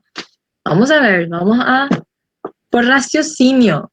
Claro, es que todos tenemos que raciocinar, ¿cierto? Hay veces que no queremos pensar más. Ahora tenemos que pensar un poquito. No hay problema. Tenemos 2 verdaderos. Ok, Joana, bien ahí. Chuta B también. Acho falso, me dice Silvana. Bien ahí, Silvana. Você salvou a pátria. Mas você perdeu porque todo el mundo faló verdadero. Pero es falso. ¿Por qué es falso? La carotenodioxigenasa es una enzima, pero ¿qué hacía la carotenodioxigenasa? Trabajaba sobre el caroteno. El caroteno es la provitamina, ¿sí? Era el compuesto grande, ¿recuerdan? ¿Qué necesitamos hacer con esa provitamina? Metabolizar. Ese beta-caroteno que nosotros absorbemos se corta, ¿sí? Se rompe en la mitad de la estructura y obtenemos, ¿qué? Dos moléculas diferentes que van a ser, exactamente, ahí está Anderson, retinaldehído, que puede ser transformada en retinol. Entonces, la carotenodioxigenasa no cataliza una reacción de formación de un enlace, ¿sí? No forma un enlace del retinol con un ácido graso, por ejemplo. No, lo que hace es romper una estructura al caroteno y obtener por ahí retinaldehído, que puede ser formado también retinol. ¿Se comprende? Sí. Esta es... Sí. El retinaldehído es el producto del retinol.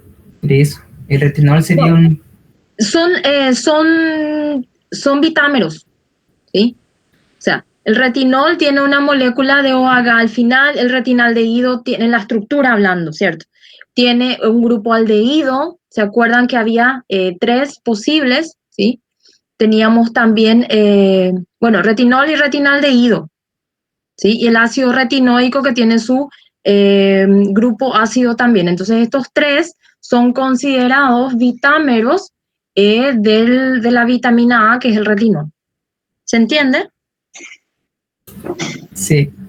Entonces, cuando el caroteno nosotros cortamos por medio de esta enzima, la carotenodioxigenasa, se obtiene retinaldehído. Es un bitámero, ¿sí? Que puede transformarse en retinol y ahí utilizarse si la célula precisa retinol, o sea que vitamina A en su forma de retinol. Hay otras células, otros procesos químicos que necesitan a esta vitamina en forma de retinaldehído. Entonces se utiliza de esa manera, se transforma el retinol en retinaldehído y así se utiliza, ¿sí? También se puede utilizar en forma de ácido retinoico. Se transforma el retinol en ácido retinoico y tenemos el que se utiliza de esa manera. El ácido retinoico no puede volver a ser retinol. Una vez que se transformó a ácido retinoico, si ya se queda como ácido retinoico, se utiliza así o ya directamente se elimina de esa manera, ¿sí? No hay forma de recuperar el ácido retinoico. El retinaldehído sí. Retinaldehído podemos usarlo como retinaldehído o podemos transformarlo a retinol si lo necesitamos de esa manera, ¿sí? Como ese bitámero. ¿Está? Sí, era eso que quería saber. Que el retinol se rompe para formar el retinaldehído o retinoico. Eso. Sí, así mismo. Se puede transformar. Sí. Sí, así mismo. Genial. Excelente pregunta, gracias. Ok. Entonces, claro está que el caroteno no forma la carotenodioxigenasa específicamente no forma un nuevo enlace, sino que rompe al caroteno, a la provitamina para obtener a la vitamina. Muy bien. Siguiente pregunta. La mayor parte de la absorción de lípidos provenientes de la dieta se realiza en el estómago. ¿Esto es verdadero o es falso?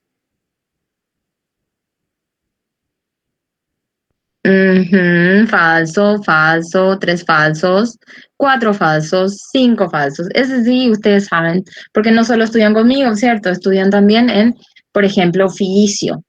Es así. Ocurre en el intestino. ¿Qué es lo que ocurre en el estómago?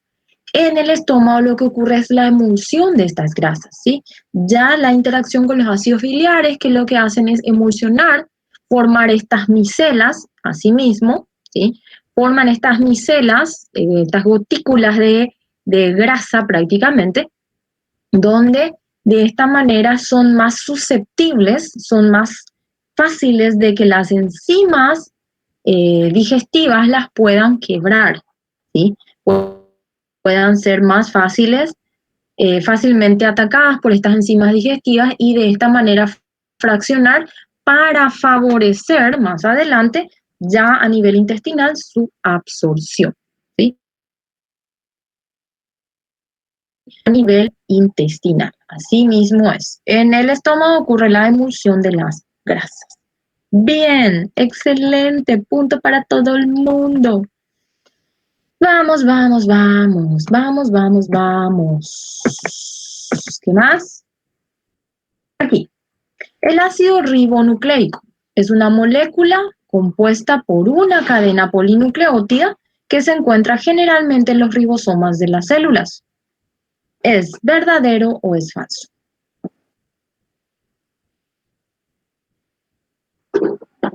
El ácido ribonucleico es una molécula compuesta por una cadena polinucleótida que se encuentra generalmente en los ribosomas de las células. Opa, me perdí ahí. Aquí. A ver si les leo. ¿Sí o no?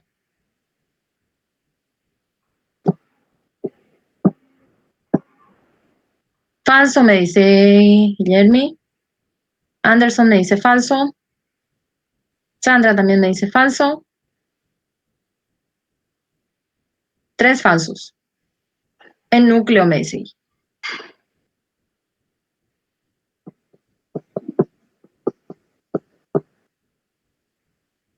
Todo el mundo me faló falso. Ese aquí es verdadero. ARN.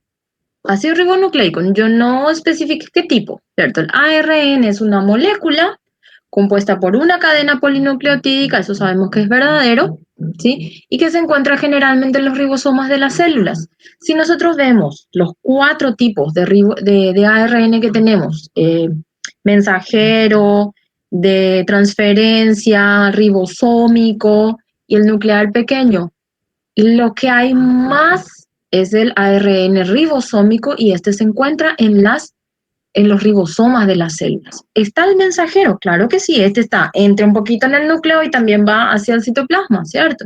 Tenemos el transportador o de transferencia también, que se le llama, entonces, es un ácido ribonucleico. Se cumplen diferentes funciones, pero hay, digamos, en mayor proporción en los ribosomas de las células.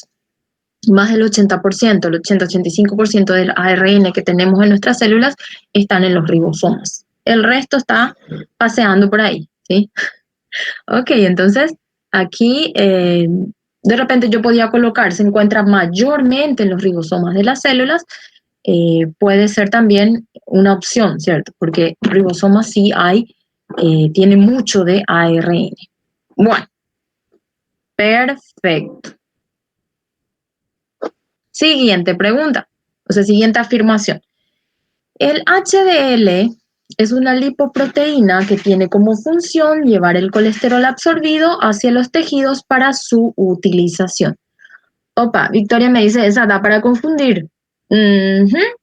Pero como te das cuenta, Victoria, en el de arriba, ¿sí? Cuando hablábamos de ARN, yo no especifiqué un tipo de ARN. ¿Sí? Por eso que, como siempre digo, hay que leer bien.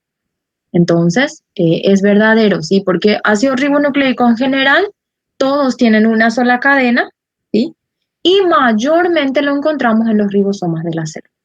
Ahora, volviendo al de abajo, ya veo que me están contestando ahí, que el HDL es una lipoproteína que tiene como función llevar el colesterol absorbido hacia los tejidos para su utilización. Todavía hemos estudiado en lípidos, ¿cierto? Había lipoproteínas. Tengo 3 verdaderos hasta ahora.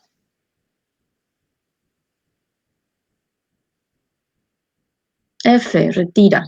Ok, Tatiane. Tengo 3 verdaderos y un falso. ¿Quién me dice más?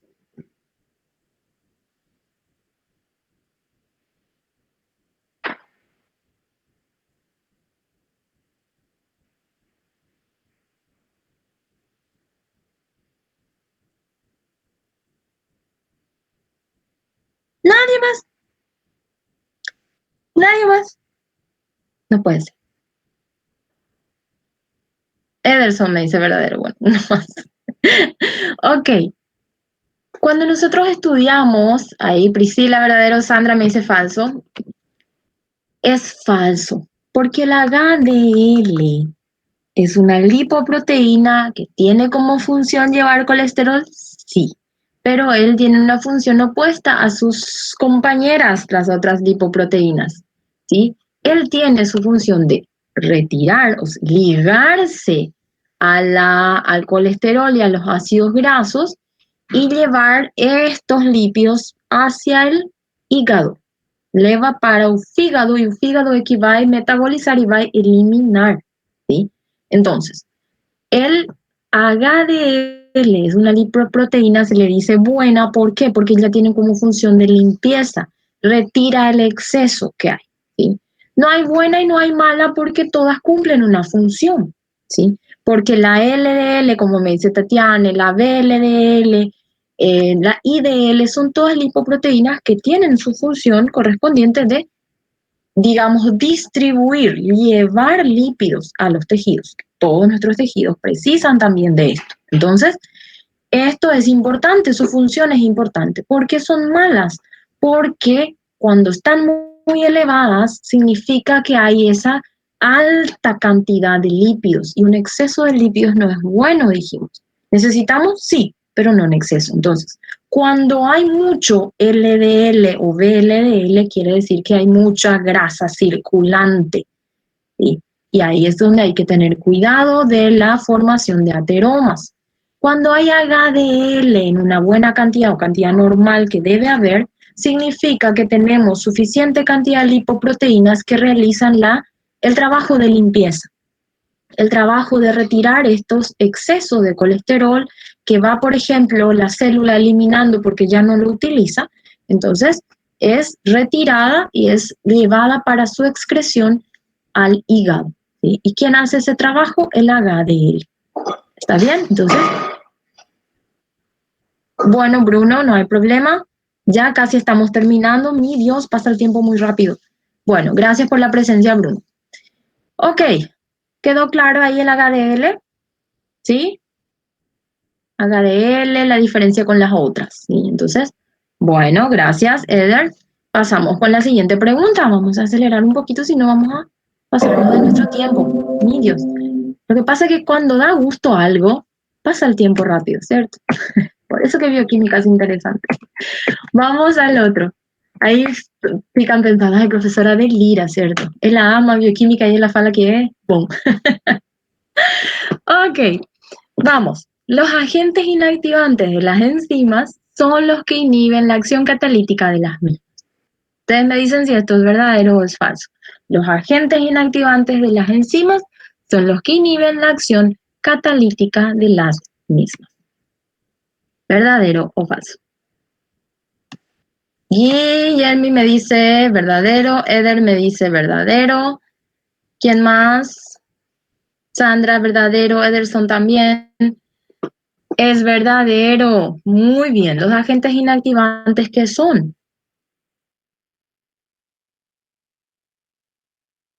Son inhibidores. ¿Sí? Gracias, Francisco. Son inhibidores. Por lo tanto, estos inhibidores, ¿qué hacen? Inhiben la acción catalítica de las enzimas. Solo que es más o menos moduladores serían otras cosas, ¿sí? Moduladores serían más bien como reguladores, ¿sí? Por ejemplo, hay fármacos que nosotros podemos consumir, como decimos moduladores, porque consumimos en una dosis, digamos, moduladores positivos o negativos. No sé en qué se aplicaría esto. Cuando yo hablo de fármacos, estoy hablando de compuestos sintetizados justamente para ejercer la inhibición entonces de estas enzimas, ¿sí? Pero puede inhibirlos, digamos, o controlar porque hay una dosis, digamos, definida, entonces no bloquea totalmente, sino que controla una reacción química. Pero cuando hablamos de agentes inactivantes, esos son inhibidores, ¿sí? ¿A qué te referís con moduladores?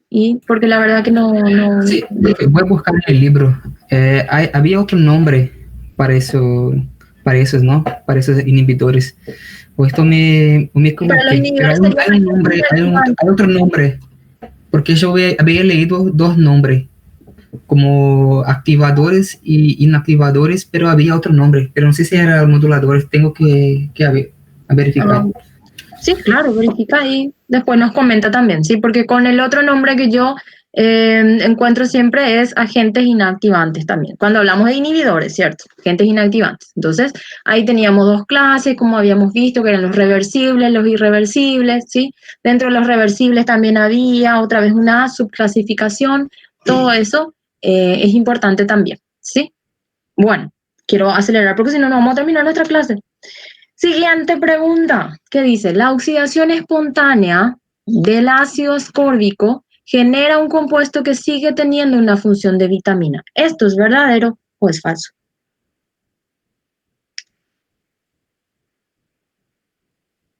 ¿Sí o no? La oxidación espontánea del ácido ascórbico genera un compuesto que sigue teniendo una función de vitamina. ¿Sí o no? Falso, me dice Anderson, perdón.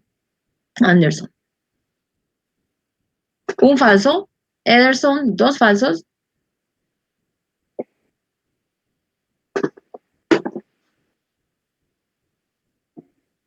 Sandra, falso.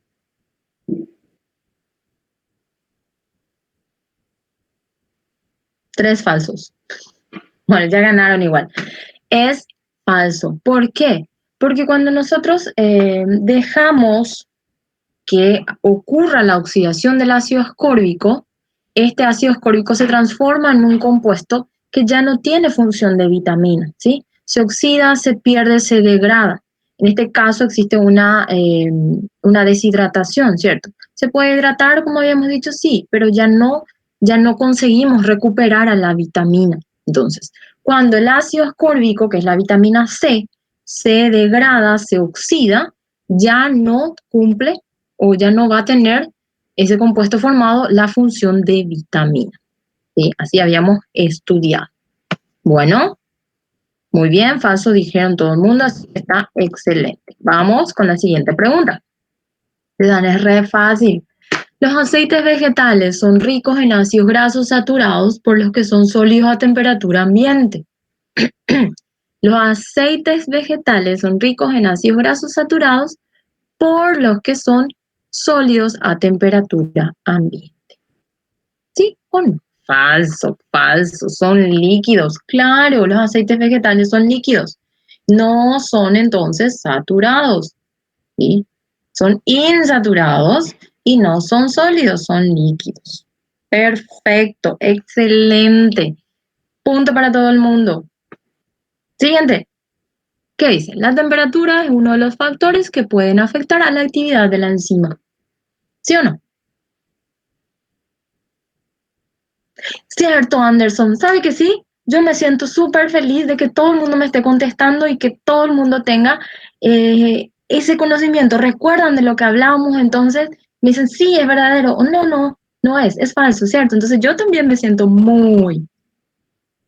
modificadores o efectores alostéricos. Esos ya serían otros, ¿sí? Ellos tienen la acción, ¿sí? De o estimular o regular, ¿sí? Pero no serían, sí, enzimas alostéricas, no serían inhibidores, no tenía nada que ver con inhibidores. Así mismo, Guillermo. Bueno, quedamos en la temperatura, todo el mundo me colocó aquí verdadero. Temperatura es uno de los factores que pueden afectar la actividad de la enzima. Sí, es uno de los factores. ¿Cuáles eran estos otros factores? ¿Recuerdan? Había 4 en gráficos, ¿sí? Gráficos, solo gráficos. Tenía el título y el gráfico. Uno era temperatura. ¿Cuáles eran otros más? ¿Recuerdan? Concentración de sustrato. Concentración de sustrato. Bien. La velocidad de la reacción sería eso. Y controla la velocidad de la reacción, o sea, o favorece la velocidad o inhibe, o digamos, regula. Pero pH. pH, exactamente, pH, temperatura, concentración de sustrato y... Óptico, algo así. No, concentración de enzima. Concentración de enzima. Entonces, cuanto más enzimas tenemos, favorece también bastante a la velocidad de la reacción química. Así es, Adriana, y pH. Ay, cómo soy feliz cuando me ponen pH así. P minúscula y H mayúscula. Esa es la forma correcta. Gracias. Perfecto. 4 factores que afectan a la actividad de la enzima. Entonces, es temperatura, pH, concentración sustrato, concentración de enzima. Anderson, de verdad, ustedes encuentran medio raro, pero es así.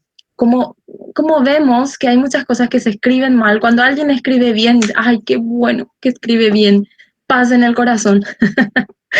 Bueno. Bueno, ok, ya estoy hablando y hablando, hablando. Es que a mí me emociona, me gusta, me gusta, me gusta. Bueno, vamos a seguir, estamos a punto de terminar. ¿Qué me dice aquí? Díganme ustedes, la ubicación de cada nucleótido en la cadena de ADN es de gran importancia, pues indicará la secuencia de aminoácidos que deberá tener una proteína al ser sintetizada. ¿Eso es verdadero o es falso? La ubicación de cada nucleótido en la cadena de ADN es de gran importancia, pues indicará la secuencia de aminoácidos que deberá tener una proteína al ser sintetizada. Verdadero, verdadero, verdadero. Claro que es verdadero.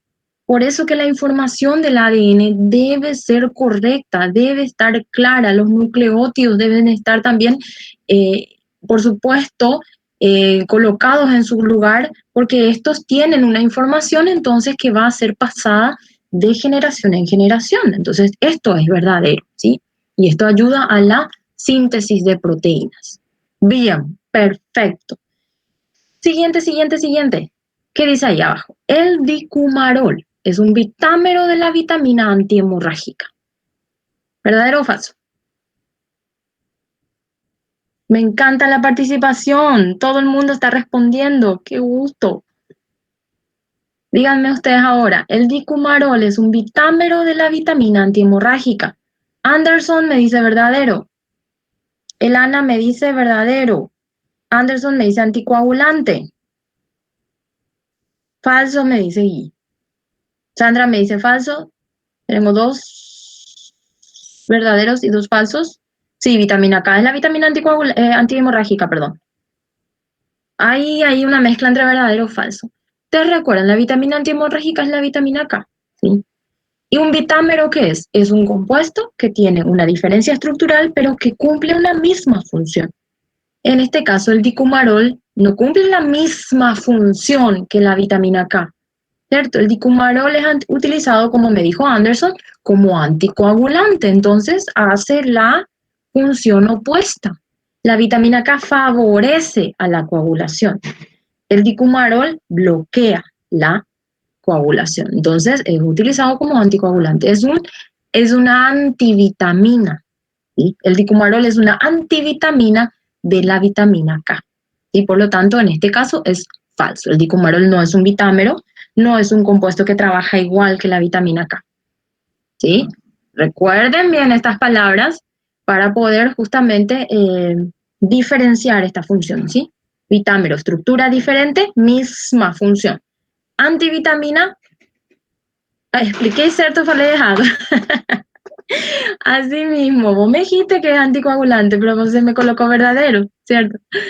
Pero ahí a veces pasa también eso, no hay problema. Pero es así, el dicumarol es un anticoagulante, entonces tiene la función opuesta de la vitamina K y es una antivitamina. Perfecto. Siguiente pregunta.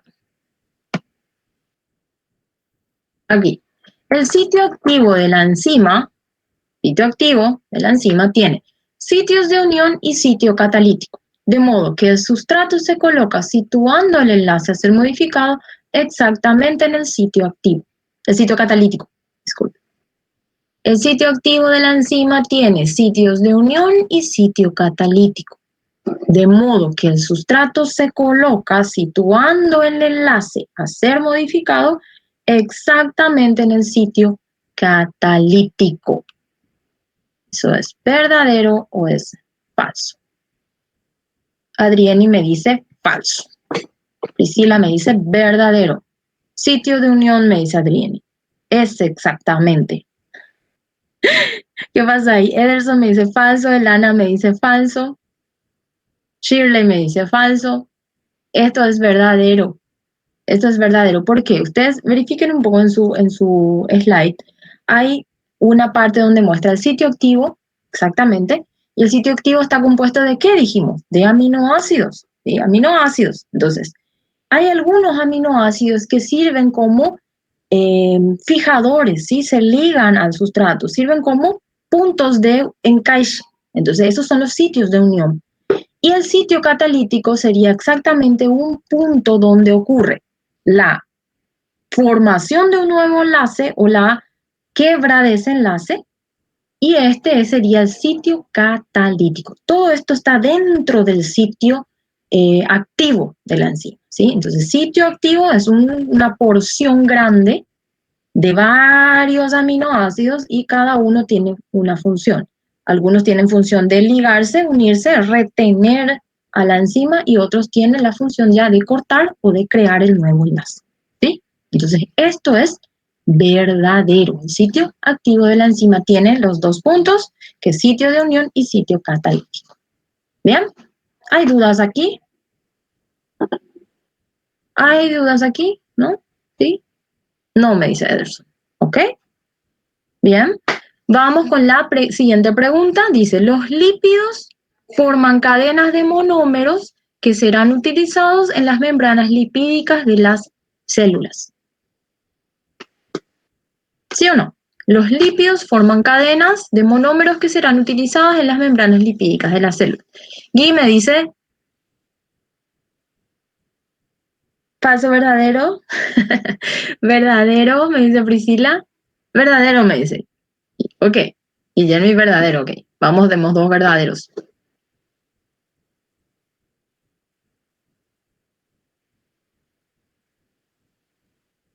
Nadie más chuta ahí. Victoria me dice verdadero. ¿Ustedes recuerdan cuando nosotros estudiamos lípidos? Dijimos que tenían estructuras variadas, no todos son iguales, ¿cierto? Entonces ellos no tenían la capacidad de hacer lo que hacen los carbohidratos o lo que hacen los aminoácidos para formar proteínas. Ellos, ¿qué hacían? Se enlazaban unos con otros para formar el glucógeno o para formar la proteína, que era el aminoácido, se une a otro enlace peptídico. Aminoácido se une a otro enlace peptídico, ¿cierto? El colesterol, por ejemplo, es una estructura totalmente diferente. Él no se une con otro colesterol y forman cadenas de colesterol. No, ellos no forman cadenas, ¿sí? Ellos de repente pueden colocarse de manera a estar perto un do otro, como los fosfolípidos, y para formar la membrana, pero no hay un enlace, como un enlace covalente duro ahí, ¿sí? Para formar esa cadena, ¿cierto? Entonces, lípidos no hace eso, sí lo hacen los carbohidratos, sí lo hacen las proteínas, o sea, los aminoácidos para formar a las proteínas. Entonces, esto es falso. Los lípidos no forman cadenas de monómeros. ¿Está bien? ¿Hay dudas aquí? Profesor, no entendí muy bien esa parte, porque la membrana no sería una membrana lipídica Sí, y no sería todo una... Sí, pero si te fijas, o sea, los fosfolípidos, ellos están atraídos porque ellos son iguales y se colocan juntos. Pero si vamos a mirar la glucosa con la glucosa en un glucógeno, una cadena, ellos tienen un enlace, ¿sí? Por medio del oxígeno. Entonces el enlace es covalente. Hay una unión directa entre una glucosa con otra glucosa y otra glucosa, ¿sí? Cuando hablamos de fosfolípidos, no hay eso. No hay un enlace directo entre, por decirte, una cadena del fosfolípido con la otra cadena. No, ¿sí? No hay una unión.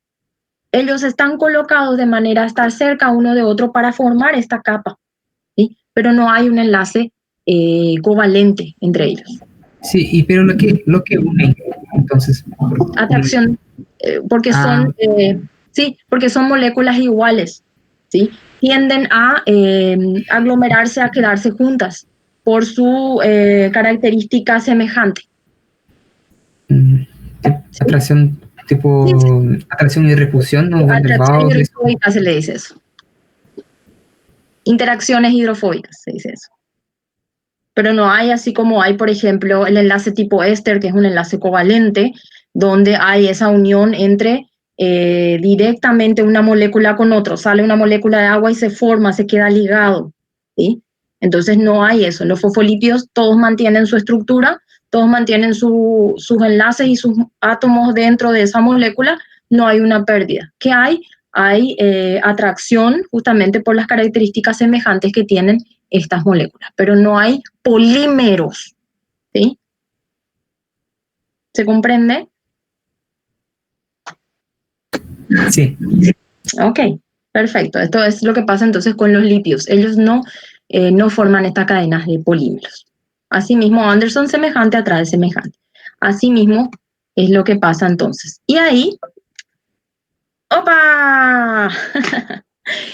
Terminó la tortura de cuántas preguntas preparé yo para ustedes. ¿Se dan cuenta cómo puedo yo preguntar? ¿Cómo hay que tratar de pensar para poder comprender? Si ustedes el concepto lo conocen, van a poder responder. Gracias, Guillermo. Gracias, Elana. Esa es la idea, poder de repente hacer que ustedes piensen un poquito y vean como yo pienso también. Como yo pienso también. Entonces, de esta manera, ayudarles a ustedes a estudiar, ¿sí? Gracias, Victoria. Gracias, Joana. Professora, Sí, a sí. próxima semana que vem a professora vai dar aula antes da prova pra gente? Y yo tengo que dar aula. La parte administrativa informó que tenemos que dar aula completa sin suspensión de clase. ¿Sí? Entonces, yo sé que ustedes van a tener clase o tienen examen, igual yo voy a dar aula. No hay como parar. ¿Sí? Gracias, Ricardo. Gracias a todos. Ya me están colocando aquí sus nombres. Les Profesora, agradezco. Sí. ahora puedes sacar una duda sobre aquello que puse ahí en el chat sobre moduladores, porque había leído en el blanco, estoy con el blanco acá, no leí todo, pero me pareció ser que sería un controlador. Los moduladores son controladores que activan e inactivan cuando hay un exceso de producto, algo así, no me tengo que leer. Las enzimas alostéricas tienen mucho que ver con la activación externa, ¿cierto? Con la estimulación externa. Entonces, por eso que le llama de alostérica, ¿sí? Entonces, tiene que ver con la, digamos, la influencia externa que pueda tener. Están estimuladas, están activadas, por lo tanto, funcionan. Pero como que la pregunta que yo hice hablaba de inhibidores. El inhibidor es un compuesto externo que actúa sobre la enzima, ¿sí? Y la bloquea. ¿Sí? Eso serían los inhibidores competitivos, no competitivos. Eso. En este caso es un inhibidor reversible que puede ser competitivo o no competitivo. ¿Sí? Reversible, ¿qué quiere decir? Que podemos retirar de nuevamente la enzima y recuperar a esta enzima, ¿cierto? Sí, entonces, y la parte del alostérico sería totalmente el distinto de eso. alostérico no tiene que ver con inhibidores, ¿sí? No es el inhibidor el que va a estar uniéndose a la enzima, tiene que ver con, digamos, si hay mucho sustrato, ponele, está la enzima, se sintetizó la enzima, ¿cierto? Está ahí, lista, preparada. Esta enzima, por ejemplo, tiende a reaccionar. Si se da cuenta, la concentración de sustrato aumenta, esta enzima actúa. Cuando un proceso no está siendo llevado a cabo, no se sintetiza el sustrato para esta enzima queda como, digamos, regulada, parada, ¿sí? En aguardo. Entonces no hay inhibidor ahí con la enzima, sino que tiene que ver con el sustrato, ¿sí? Si hay mucho sustrato, ella trabaja, si no tiene sustrato, ella no trabaja. ¿Se comprende?